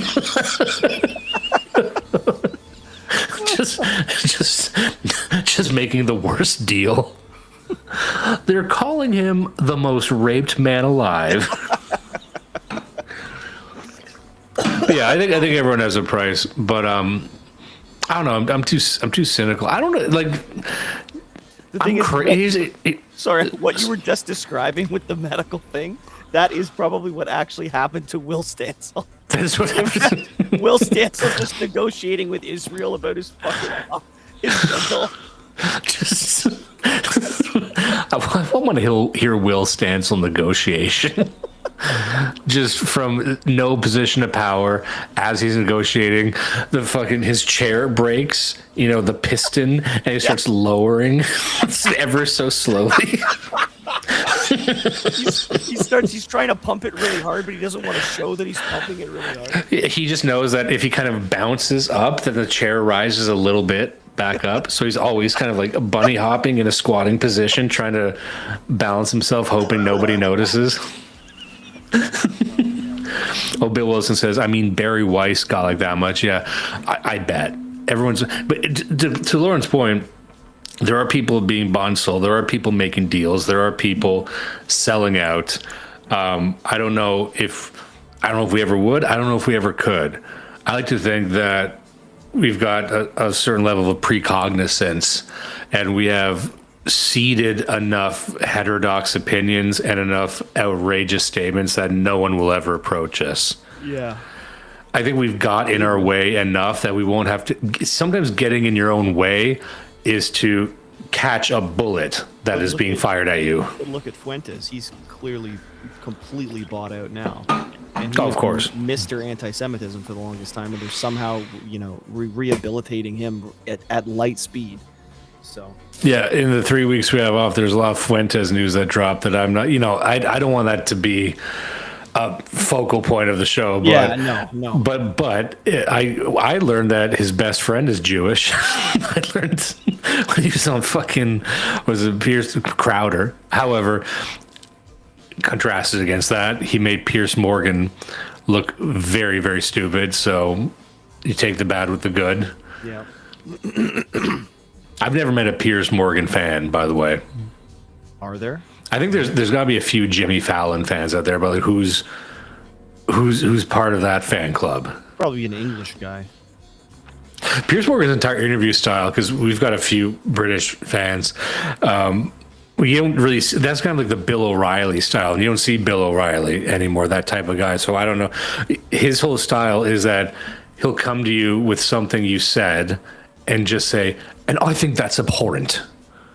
And that's it. That's the entire thing. He just confronts you with the stuff and says, I disagree with that. And then you, like, it's not, he's not laying any traps. He's not trying to coax any new opinions or takes from you or try to humanize you and meet you halfway. Like, there's things an interviewer can do to actually make a good interview, and he's done none of them. He's never had an original or interesting thought. But I think he's made this far because he has the most British head imaginable. He does. Yeah. Because I think a lot of people from the UK don't understand this, but for the rest of us, a British accent adds 15 to 30 IQ points. Yes. And he's got such a British manner about him. Like, that has to be it. Yeah. And not in a Weasley way, not in a John Oliver way. He's Weasel British, and that's very yucky. Yeah. I hate beholding that. But Pierce Morgan, here is a man who will eat a mince pie. Here is a man who, wears polos to bed. I don't know. All three at once, in my opinion. And if not those things, I find even creators that have managed to be totally independent these days really struggle with audience capture. Just that feedback loop of what do people want to hear me say rather than what is accurate. Sorry, I'm just going to put up the other thing here. I have to figure out how to do the timestamps properly. Here, maybe around February, that I was just starting to have this moment of sentience, clarity. Okay, you know that she records so many cuts of this and it's so sloppily edited together, but Yeah. I just had this moment of sentience. Idiot. About the political sphere, that everything was unspeakably weird to levels I couldn't just shove into deep, dark corners of my brain anymore. The obvious government op influencer trips I was getting offered, the cash and subtle manipulation behind the scenes in 2023 and 2024 was just... Okay, so I just wanted to pause there. This is the reason I wanted to share this. So if you remember where Lauren Southern came from, and this was 2-3 Jaws ago, remember, she was almost immediately signed with Rebel Media here in Canada.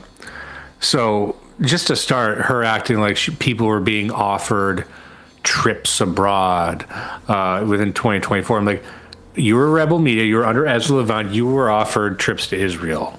The only reason you had a career in the first place is because you were an 18-year-old at a gala you shouldn't have been at, and you fucked some old Jews in the back room. That's the only reason she even has a career. So, like, let's cut the shit.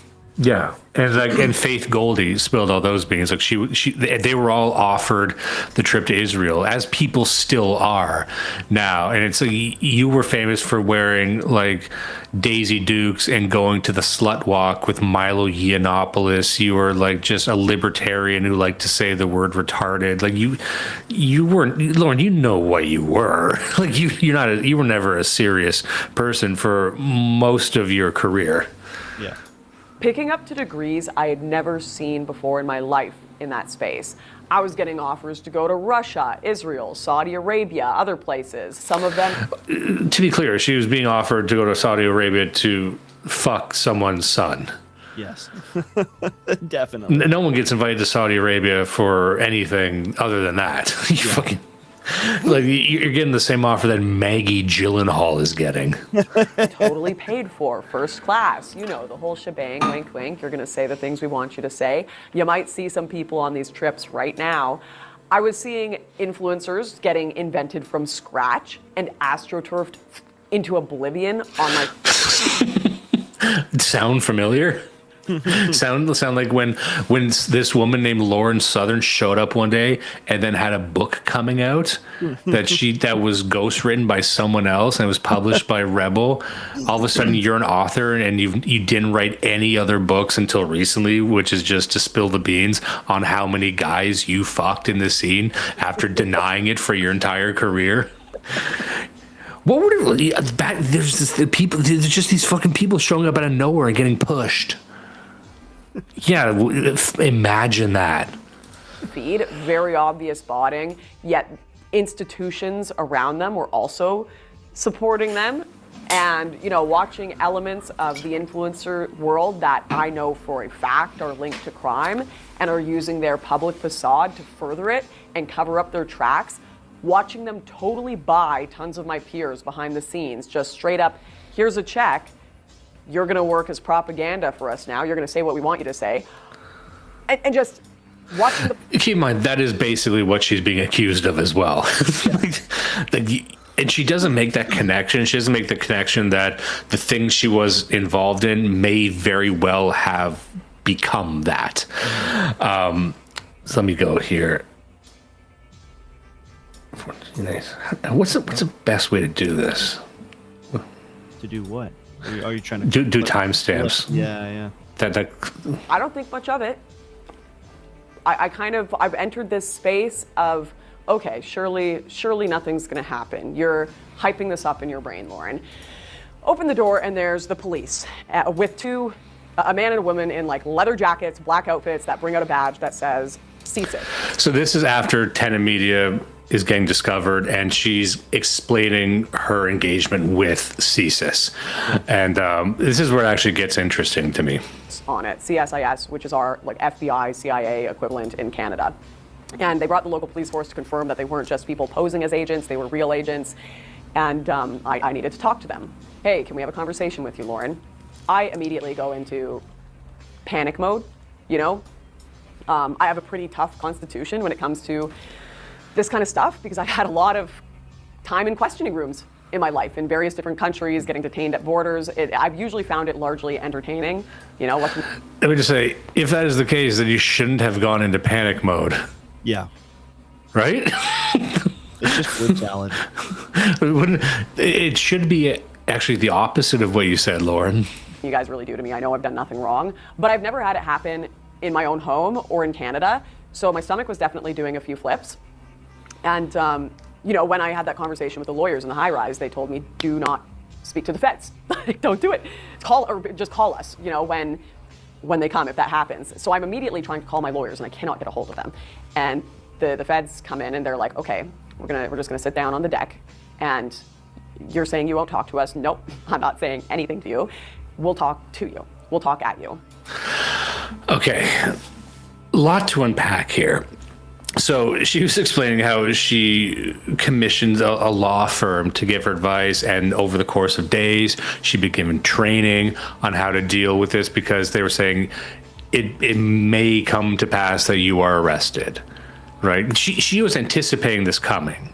That part was left out of the previous video. Like, she's still insane to me, by the way, because she's not that radical and she hasn't fucking done anything. She's essentially a nobody from a political standpoint. Like, why? I don't even understand why she's under investigation at all, aside from the Tenet thing. Because this is just about Tenet, right?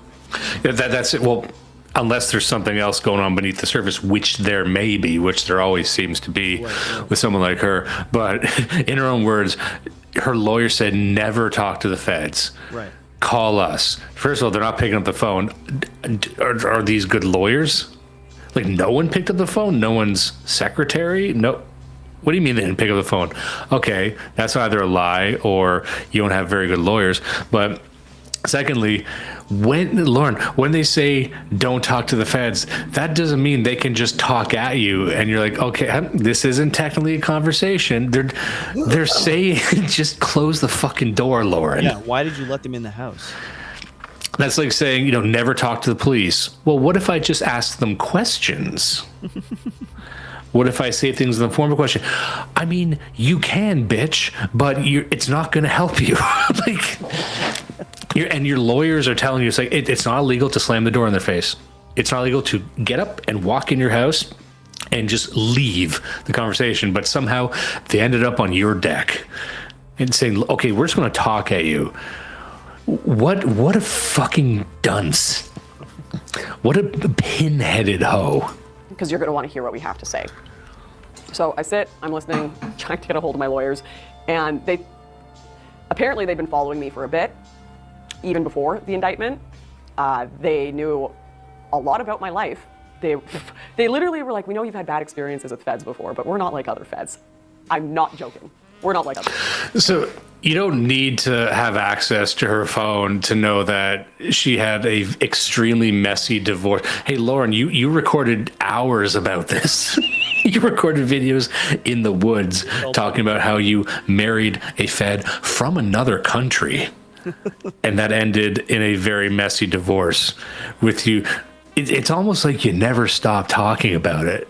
It's like they've been following me for quite some time. Or they took, I don't know, a couple minutes to watch many of your videos, which you were wielding to try and destroy your older friends. It's possible they just listened to Bitch Watch. Like, It is possible you got that the Bitch Watch greatest hits, and now you know everything there is to know. it's like one of the guys there, he's looking at his phone, you just hear the Blood Sally intro start to play. He's like, shit, shit, shit, shit, shit, shit, shit. He's just the guy, like his Bluetooth headphones become uncoupled, and you just hear. So I'm thinking a lot about a Humphrey bong fart. But yeah, so but and that's something I also wanted to remind people of, where she talks about all the extra scrutiny she's received. I just want to remind people that she married a federal agent from another country, even though they're an ally. It is like a foreign federal agent that you married. So, of course, the government would probably take more of a interest in you, especially if you're living in Canada and he's living over there. Like you basically could be a spy, even though you're allied. Of course. Why would you expect anything else? Or if you move over to Australia, then you come back, they're like, we're going to take a bit of an extra interest in you, just ask you a few extra questions. Does that really surprise you? And then it ends in divorce. Like the whole thing's so fucking messy. It's like, okay, so is this just a spy thing gone wrong? That's what I would be thinking. Because otherwise she would need to be the dumbest train wreck imaginable. Yep. They had favorite videos of mine they'd watched. They opined about my family dynamics, personal files, how good I was at hiding where I lived. Well, not that good. They're on your deck, you stupid bitch. See, what I love about this is like she's saying that as if that's not part of the tactic. See, what they're trying to do here is get her on side. What they're trying to do is to turn her into a rat. And I think she, in some level, knows this, but she's also an egotistical hoe. So she's like, these people were like stalking me for some time. Yeah, they would. That's their job. That's kind of their job. If a Fed approached me, I bet they'd say, yo, man, I'm not like the other Feds. They send their Wiggerist Fed, of course. Yo, dog, I fucking love Blood Sally, man. No one I've been showing it to the guys in the office, and of course that would immediately get me on side. I'd be like, really? Do they like it? How many? How many of your friends like it? Are they cool? Do they like me or Judas? Is it me? I bet I bet they say Judas, but they actually mean me. Yeah. Like real quick, what's your Telegram username? Real quick. Real quick, let me look up. Also, what's your favorite bit? It might be my favorite. Let's do it at the same time. On three, we'll say my favorite bit. It's just so fucking easy to flip me. But that's what they're doing. You're a big fan? Oh, wow. It's like, yeah, or they're lying. Or they're just saying nice things to you. Meme I have ever sent over the last decade about imagine if the Feds read this chat, haha.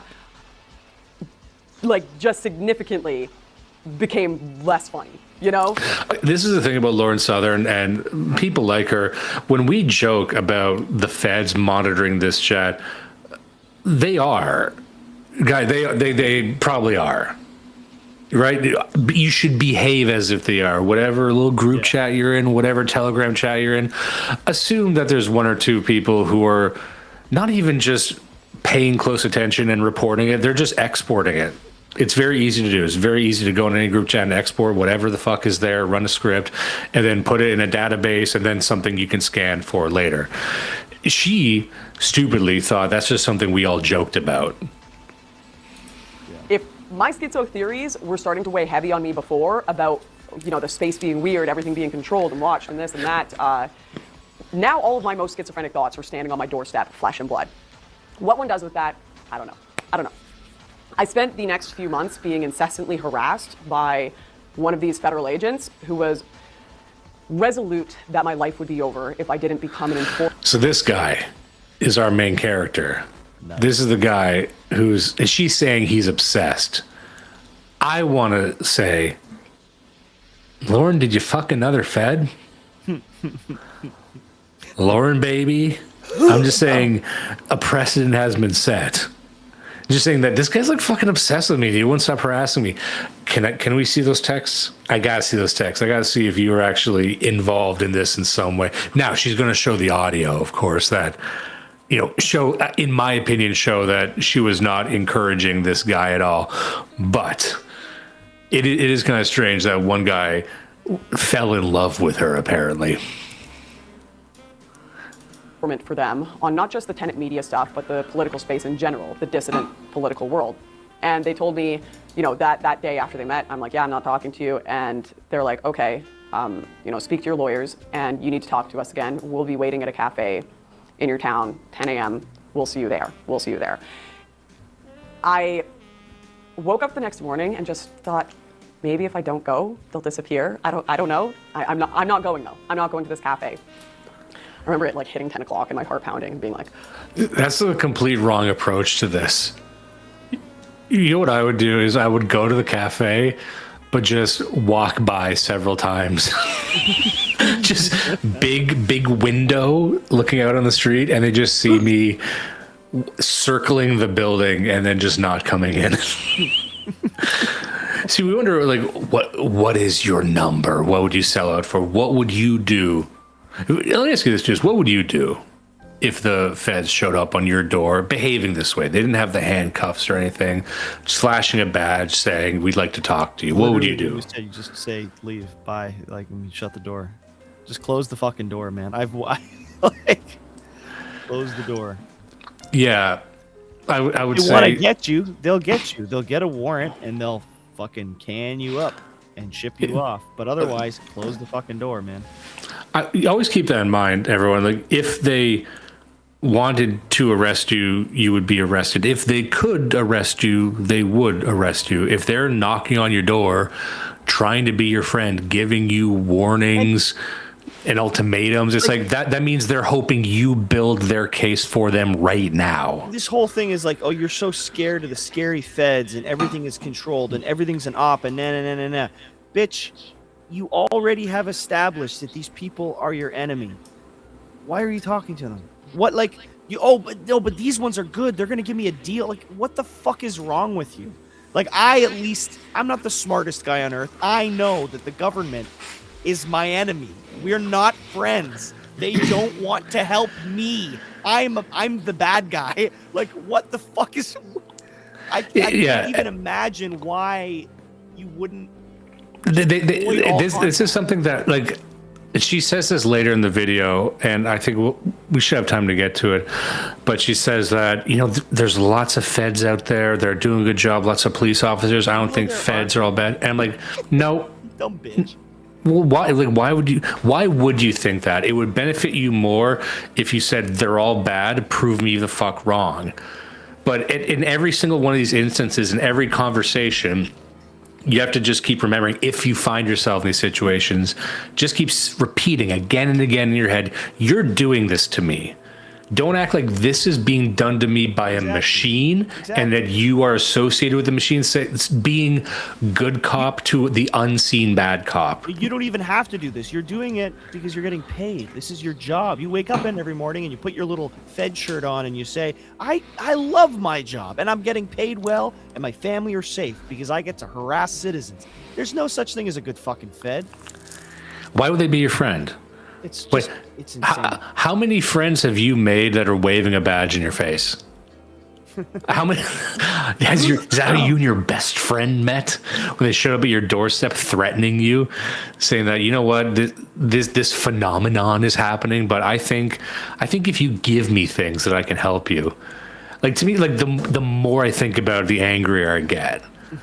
Like, the less scared I get. I would be deeply concerned that I would nuke myself if the Fed showed up at my door, just because I hate the idea that situation would happen, that you're going to run some game on me. Forget the spying, forget the panopticon, forget all the good things, and forget the good life that we will never achieve because of these people. Just them showing up at my door being like, hey, bad news, something's gonna happen to you, and I'm here to prevent that from happening, but first you need to give me all your friends. Like, do you understand, like, even saying it, do you understand how fucking pissed off I am? Yeah, that there's some people who think, like, gosh man, like, I don't want a bad thing to happen. Like, I give me a flamethrower. Yeah, that's all I'm gonna say.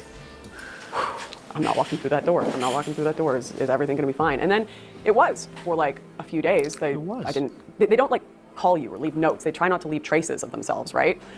So I didn't hear anything. And then I start, I'm thinking maybe I'm getting back into my normal life routine here. And then I start getting all these calls on my phone from a random number. And it's not like a regular scam number. Like, it keeps calling over and over. Usually the scam callers will call like once or twice and then give up after you've hung up. And then it'd be funny if those anonymous calls were the Feds, but they still hire like Chinese companies to do it. I get like 3 Chinese calls a day that sound like they're recorded from the fucking Chinese government.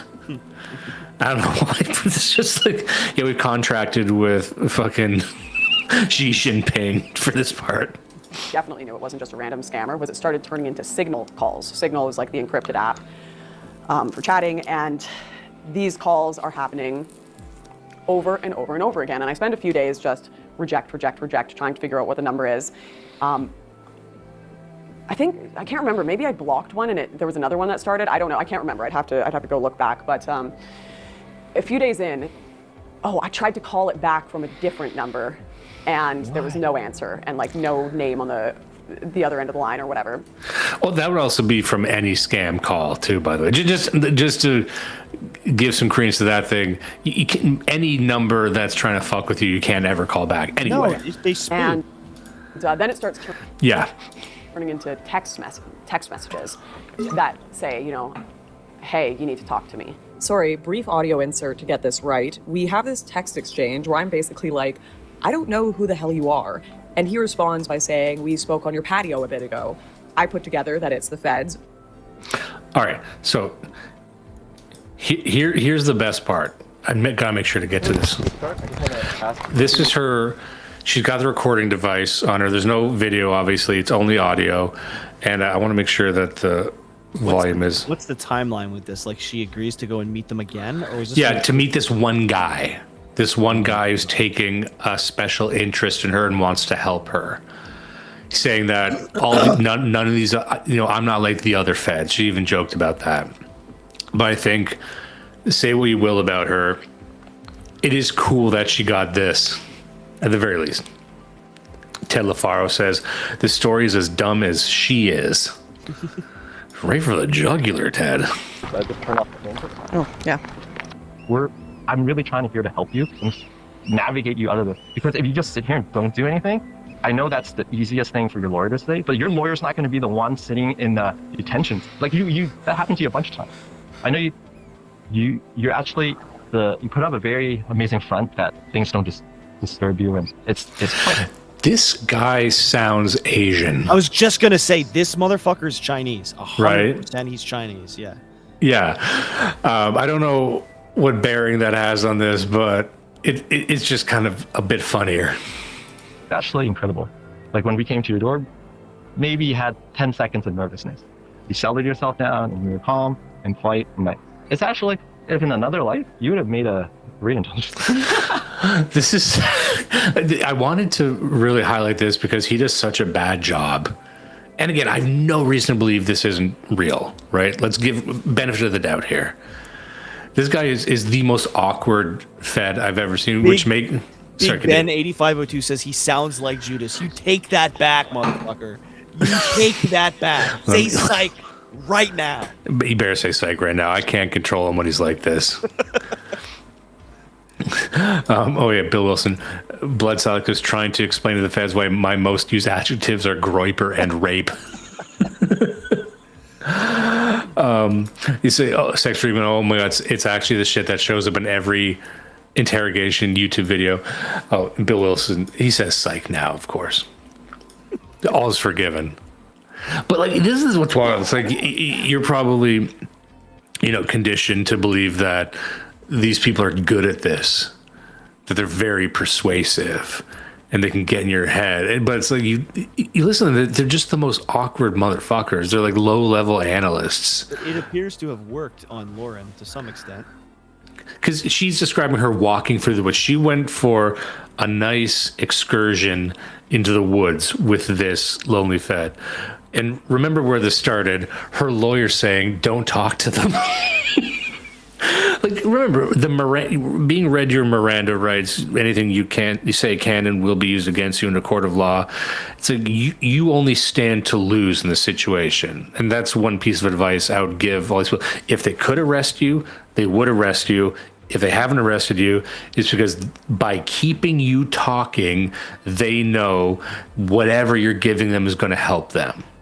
There's no, unless you're going into this with a very keen strategy to fuck with them, and they'll know they're being fucked with, and then they'll stop it immediately. But unless you're stringing them along for some kind of master plan, it's like you're just feeding into this, right? Yeah. It's nice that we get this audio, but what were you going to use this for, Lauren? If you were smart, you just shouldn't have done this. You shouldn't have gone on a... Okay, Lauren, so... Okay. Let me start. I don't like seeing white women raped and murdered. You know what I mean? Yeah. Whenever I hear about a white woman who was brutalized, raped, and murdered by a black guy, and then we learn later that she had a Black Lives Matter profile picture, people smirk. They say, got what you voted for there. I don't feel that way. I hate to see it. Yeah. I don't like shit-lib women doing this. I'm incredibly paternalistic. Of course, I'm incredibly misogynistic. So I don't even view them as accountable for their actions. I view them closer to dogs and lipstick. But you know what I mean? So, but I hate seeing that.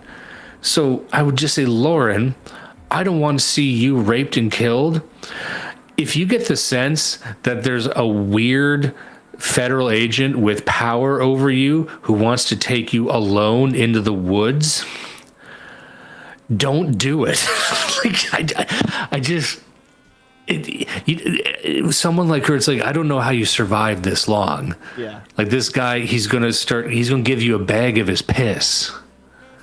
And you're not smart enough, and you're certainly not hot enough to play that off. You're gonna do a girl thing and go, thanks. And he's gonna know what that means. He's gonna know you don't like his bag of piss. And then he's gonna bring out the bag of knives. Yeah. All right, let's keep going. I know it comes out. It comes out. It does stress you out, and it should, because your main, one of your primary jobs is you're also a mother, and besides your other job. As a mother, you want to be there. You want to protect your kid. You want to be there to see him grow up. You also want to be there to be able to provide for him, because you're doing like a lot of multi roles. I don't want to see a situation where that gets interfered for whatever reason. Well, then don't let that happen. Well, that's the best thing she said, to give her a bit of credit. Just them saying, I don't want to see this happen to you. Okay, well, you're the one who's doing it. You can just stop. It's like, well, I mean, maybe. You know what I mean? Yeah, but the whole point to this, he's not actually trying to make friends with her. He's threatening her. Yeah. That's all this is. So, I mean, again, like this man who is threatening you invited you to the woods and you went. And then he's like, hey, I don't want to threaten you, but here we are. And she's like, well, stop threatening me. Well, bitch, why are you here? Can you imagine if you and me were just on a fucking nice afternoon walk in the middle of the woods in the middle of nowhere with a fed? I'm just saying. I know what the comments going to say. Oh, we're going to make out with him. No, I was talking about violence.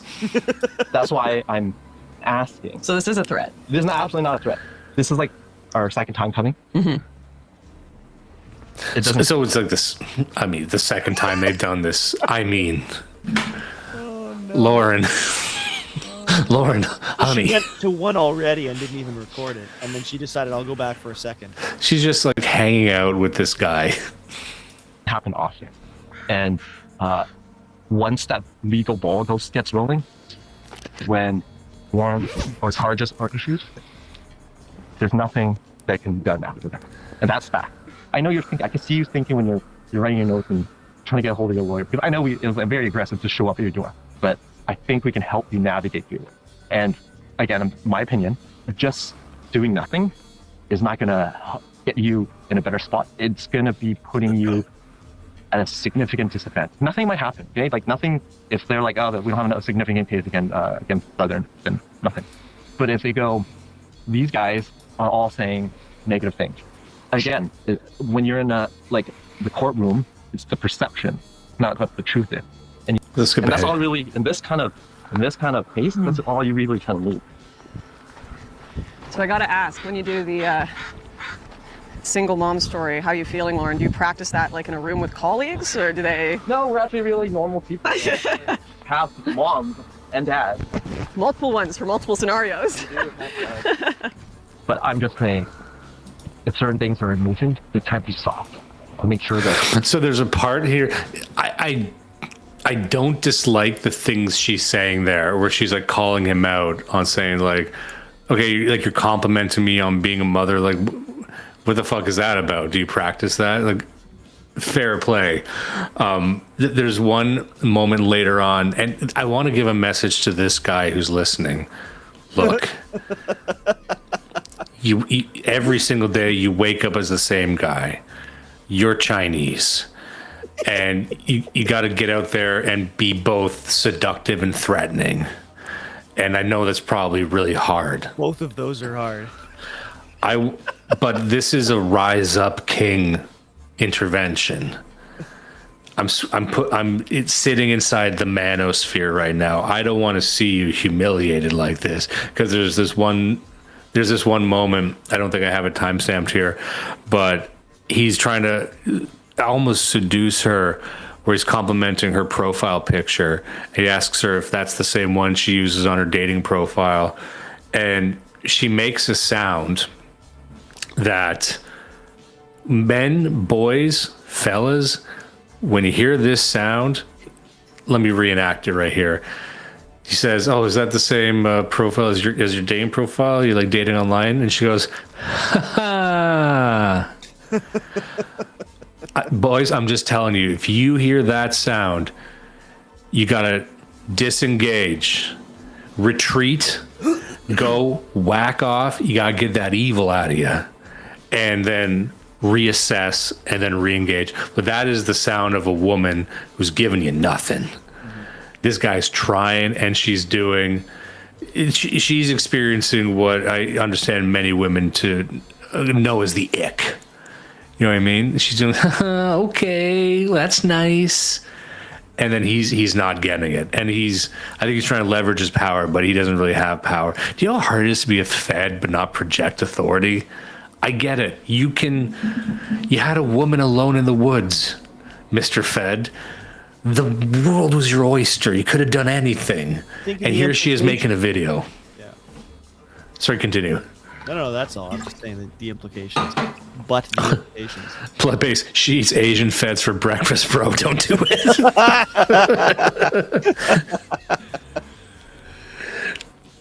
No dimes, you dumbass. This is flirtatious banter. It sticks me. I'm actually getting pissed at her. Lamau. I didn't expect this. You're not like part of the collateral damage, right? I didn't know anything about it. Like, I had to find out, research, and do more digging on it to like really understand like where you're coming from. And this idea of peace, you want peace? Now, this is what I was talking about earlier. Let's just do this real quick when we can end soon. I say they're like vampires. I say, they're blowing up my phone. I'm constantly saying no to them after they've been stalking me for a month and threatening me. And I'm not saying that everyone who works in government, that everyone who works as like a federal agent in the Western world or non-Western world is a bad person. I'm not. Why? What do you have to gain? Just say they all are. These people. If you believe that these people tried to blow up your life, look. They came threatening your family. You saw that, right? It's like, look, you're a mother. You don't want you want to be there for your kids, right? You don't want your kids to grow up. Mention the kids. Again, this is shakedown shit. This is mafia shit. You know, most of them are pretty good. How about 0 of them are good?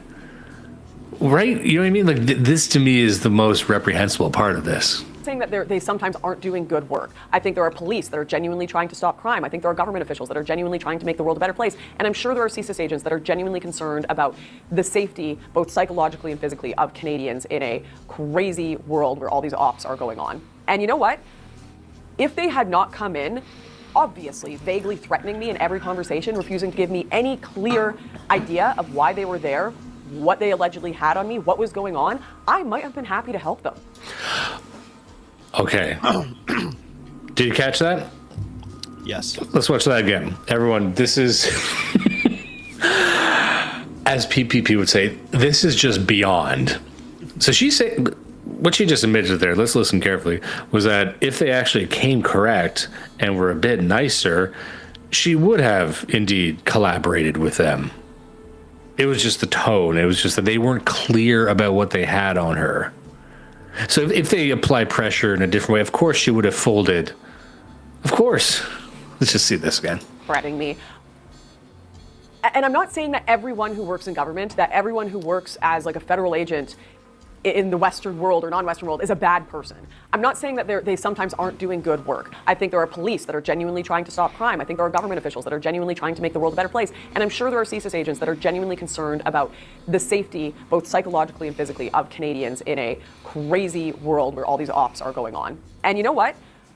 If they had not come in, obviously vaguely threatening me in every conversation, refusing to give me any clear idea of why they were there, what they allegedly had on me, what was going on, I might have been happy to help them. I love the West. I am. Oh, wait, asterisk here. Help them, as in not work for them, but give them an idea of how the influencer space is being manipulated. Oh, yeah, but that's got to be a footnote afterwards because she didn't think of it until she listened to herself in post. Yeah. Ladies and gentlemen, this is why we do bitch watch. Yeah. This is why we do just that admission there. Like even after going through all this, she's almost like leaving the door open for them, saying that they're good people, and maybe if you did it a bit nicer, I would collaborate. Like I often get to with Lauren is like she's like woman at her limit in the sense that she should not be doing any of this shit. She should not be involved in schemes or ops. She should not be writing. She should not be speaking. She's a normal woman. I don't think she's particularly stupid. She's just a woman. This is woman shit, right? And you can't expect her to do any better than this. This is about what you can do, right? Even like that tell right there, like, well, if you had just been nicer to me and just told me what was going on, if you had just come in with the right attitude, I would have helped you. It's like, well, and this is why women shouldn't be allowed to vote or have bank accounts. Yeah. There's just another thing I noticed about the design of these videos. So look at the layers that are at work just for her to keep correcting and contextualizing herself. So she's got this scripted interview in this space that she set up as a set. And you can tell that there's edits. There's edits where she's chopped it up because she's had to re-record something, didn't like how it came out. Then on top of that, she cuts away to audio of herself saying that, oh, as I was editing it, I seem to have come across as strange. Here's what I really meant. And then you have these asterisks on the screen where she just dumps text in to clarify herself even further. But it's like, I think you meant it when you said it. I think you meant it in the original cut, and you never see any other creator do this. You never see any other creator who has to keep adding these disclaimers on their own video that they fucking produced and wrote, because after like 3 different revisions, they still sound bad. Like there's no, and this is the woman who wants to tell you about how great she is on the mic, how great she is behind the keyboard. She was getting offered jobs. You're just a talentless hack. Grateful that I was born here, even Canada. I don't want us to lose in an information war. I don't want foreign nations controlling the media space covertly, which they definitely are trying to do so, but it's definitely not just a Russia thing. If anything, the Tenet stuff was like a distraction from the massive control that is happening from many other countries, nations, even corporations. You know what? Hey, fair enough. But the 10 thing was the thing you were involved in. Yeah. And she says elsewhere in the video, I don't think I have the timestamp for this, but she was, do I have it? It was, I'm just going to summarize it because I know we have to get going really, really soon. But she was complaining that everyone else at the organization received more money than her, rather. She had said that Tim Pool received something to the tune of millions of dollars. And she received a paltry $100,000. Now, that was $100,000 after. I think the amount was more, but that was $100,000 just she got. And then they also gave her money to pay editors, pay whoever. I don't know who the fuck she works with, but that's what she had said. And so, in my mind, you're still getting paid $100,000 to churn out like 2 videos a year, it seems like, right? But she's also, that was a bit of information she probably shouldn't have given. Right, but also maybe it's a lie. Maybe they all actually did receive the same amount of money, but she like squirreled it away in a different way. Anyway, but those are the numbers that we're talking about. That she just thought, the Tenet media is like this insignificant thing. It's the distraction. Okay, well, it was apparently insane enough that they decided to give someone like you, who's retired, $100,000 for no work.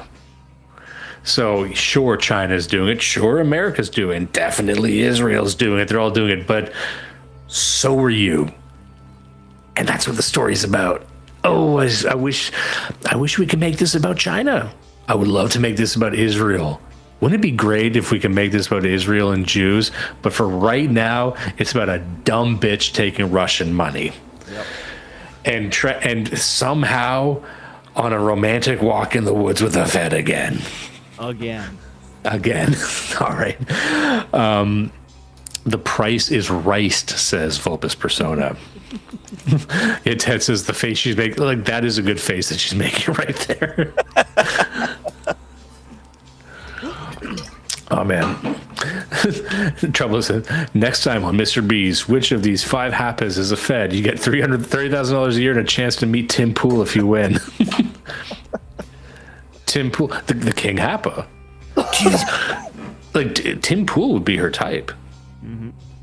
Right? Yeah, probably. Someone made a comment up here that she did fuck Destiny. Right? So look at this face. The face that's on screen right now. That slept with Destiny. That slept with a fucking gooner midget. And she's out here like, I'm just a mom. I'm just trying to make brick oven pizza. No, you're sucking gamer dick. No, you're sucking Chinese Fed dick. No, you're just fucking. You're the worst type of woman. Yeah. What do you got on your fucking body there? You got a necklace? Is that a mic or that's a floating rectangle? A mic. I don't want to hear it. Sean Weiland says, ew, she has AIDS finally. Yeah. We get the Sean Weiland AIDS comment. I love it. I love when Sean Weiland talks about AIDS. All right. Oh, yeah. Blood-based Tim Pool, the king of Happa Feds. Even though he's crashing out recently, I don't know if you've seen this, he wants to slaughter Candace Owens. Why? She had made the comment, I guess we're going to be done with this video for now. She had made the comment that the Charlie Kirk, Turnpoint USA is working to destroy Charlie Kirk's legacy. There's some concerns about his wife, his widowed wife, how she's behaving, how she's moving in the world. And they said she was advocating that Turnpoint USA members should cancel their subscription because they don't like what it's become. And Tim Pool just started calling her a cunt, like just on air, just like, you stupid cunt. And then, Candace Owens, not a fan, but I just noticed the other day she's got like 7 million followers on X. I had no idea she was that big. I knew she was bigger than how she used to be, but like that's fucking massive for the type of shit that she's saying. I think she might be at the level of Tucker somehow. Yeah. I don't know how that happens. And she's out there talking about UFOs and Macron's wife is a man, just being out of pocket. Yeah. And hey, good for her. But Tim Pool is just declaring bankruptcy once a month, it looks like. Like every month he's saying we have to shut down and just doesn't shut down and it just gets angrier. It's like Alex Jones with InfoWars. Like that's been dying for years now, but he still shows up at the set every day. Yep. I don't know what that tactic accomplishes. It's like seeing like one of those rug stores that's always like running a going out of business sale. It's like Wikipedia. Yeah, it's like Wikipedia. Rander Sugar says, I'm still not convinced she's not being paid for these garbage takes.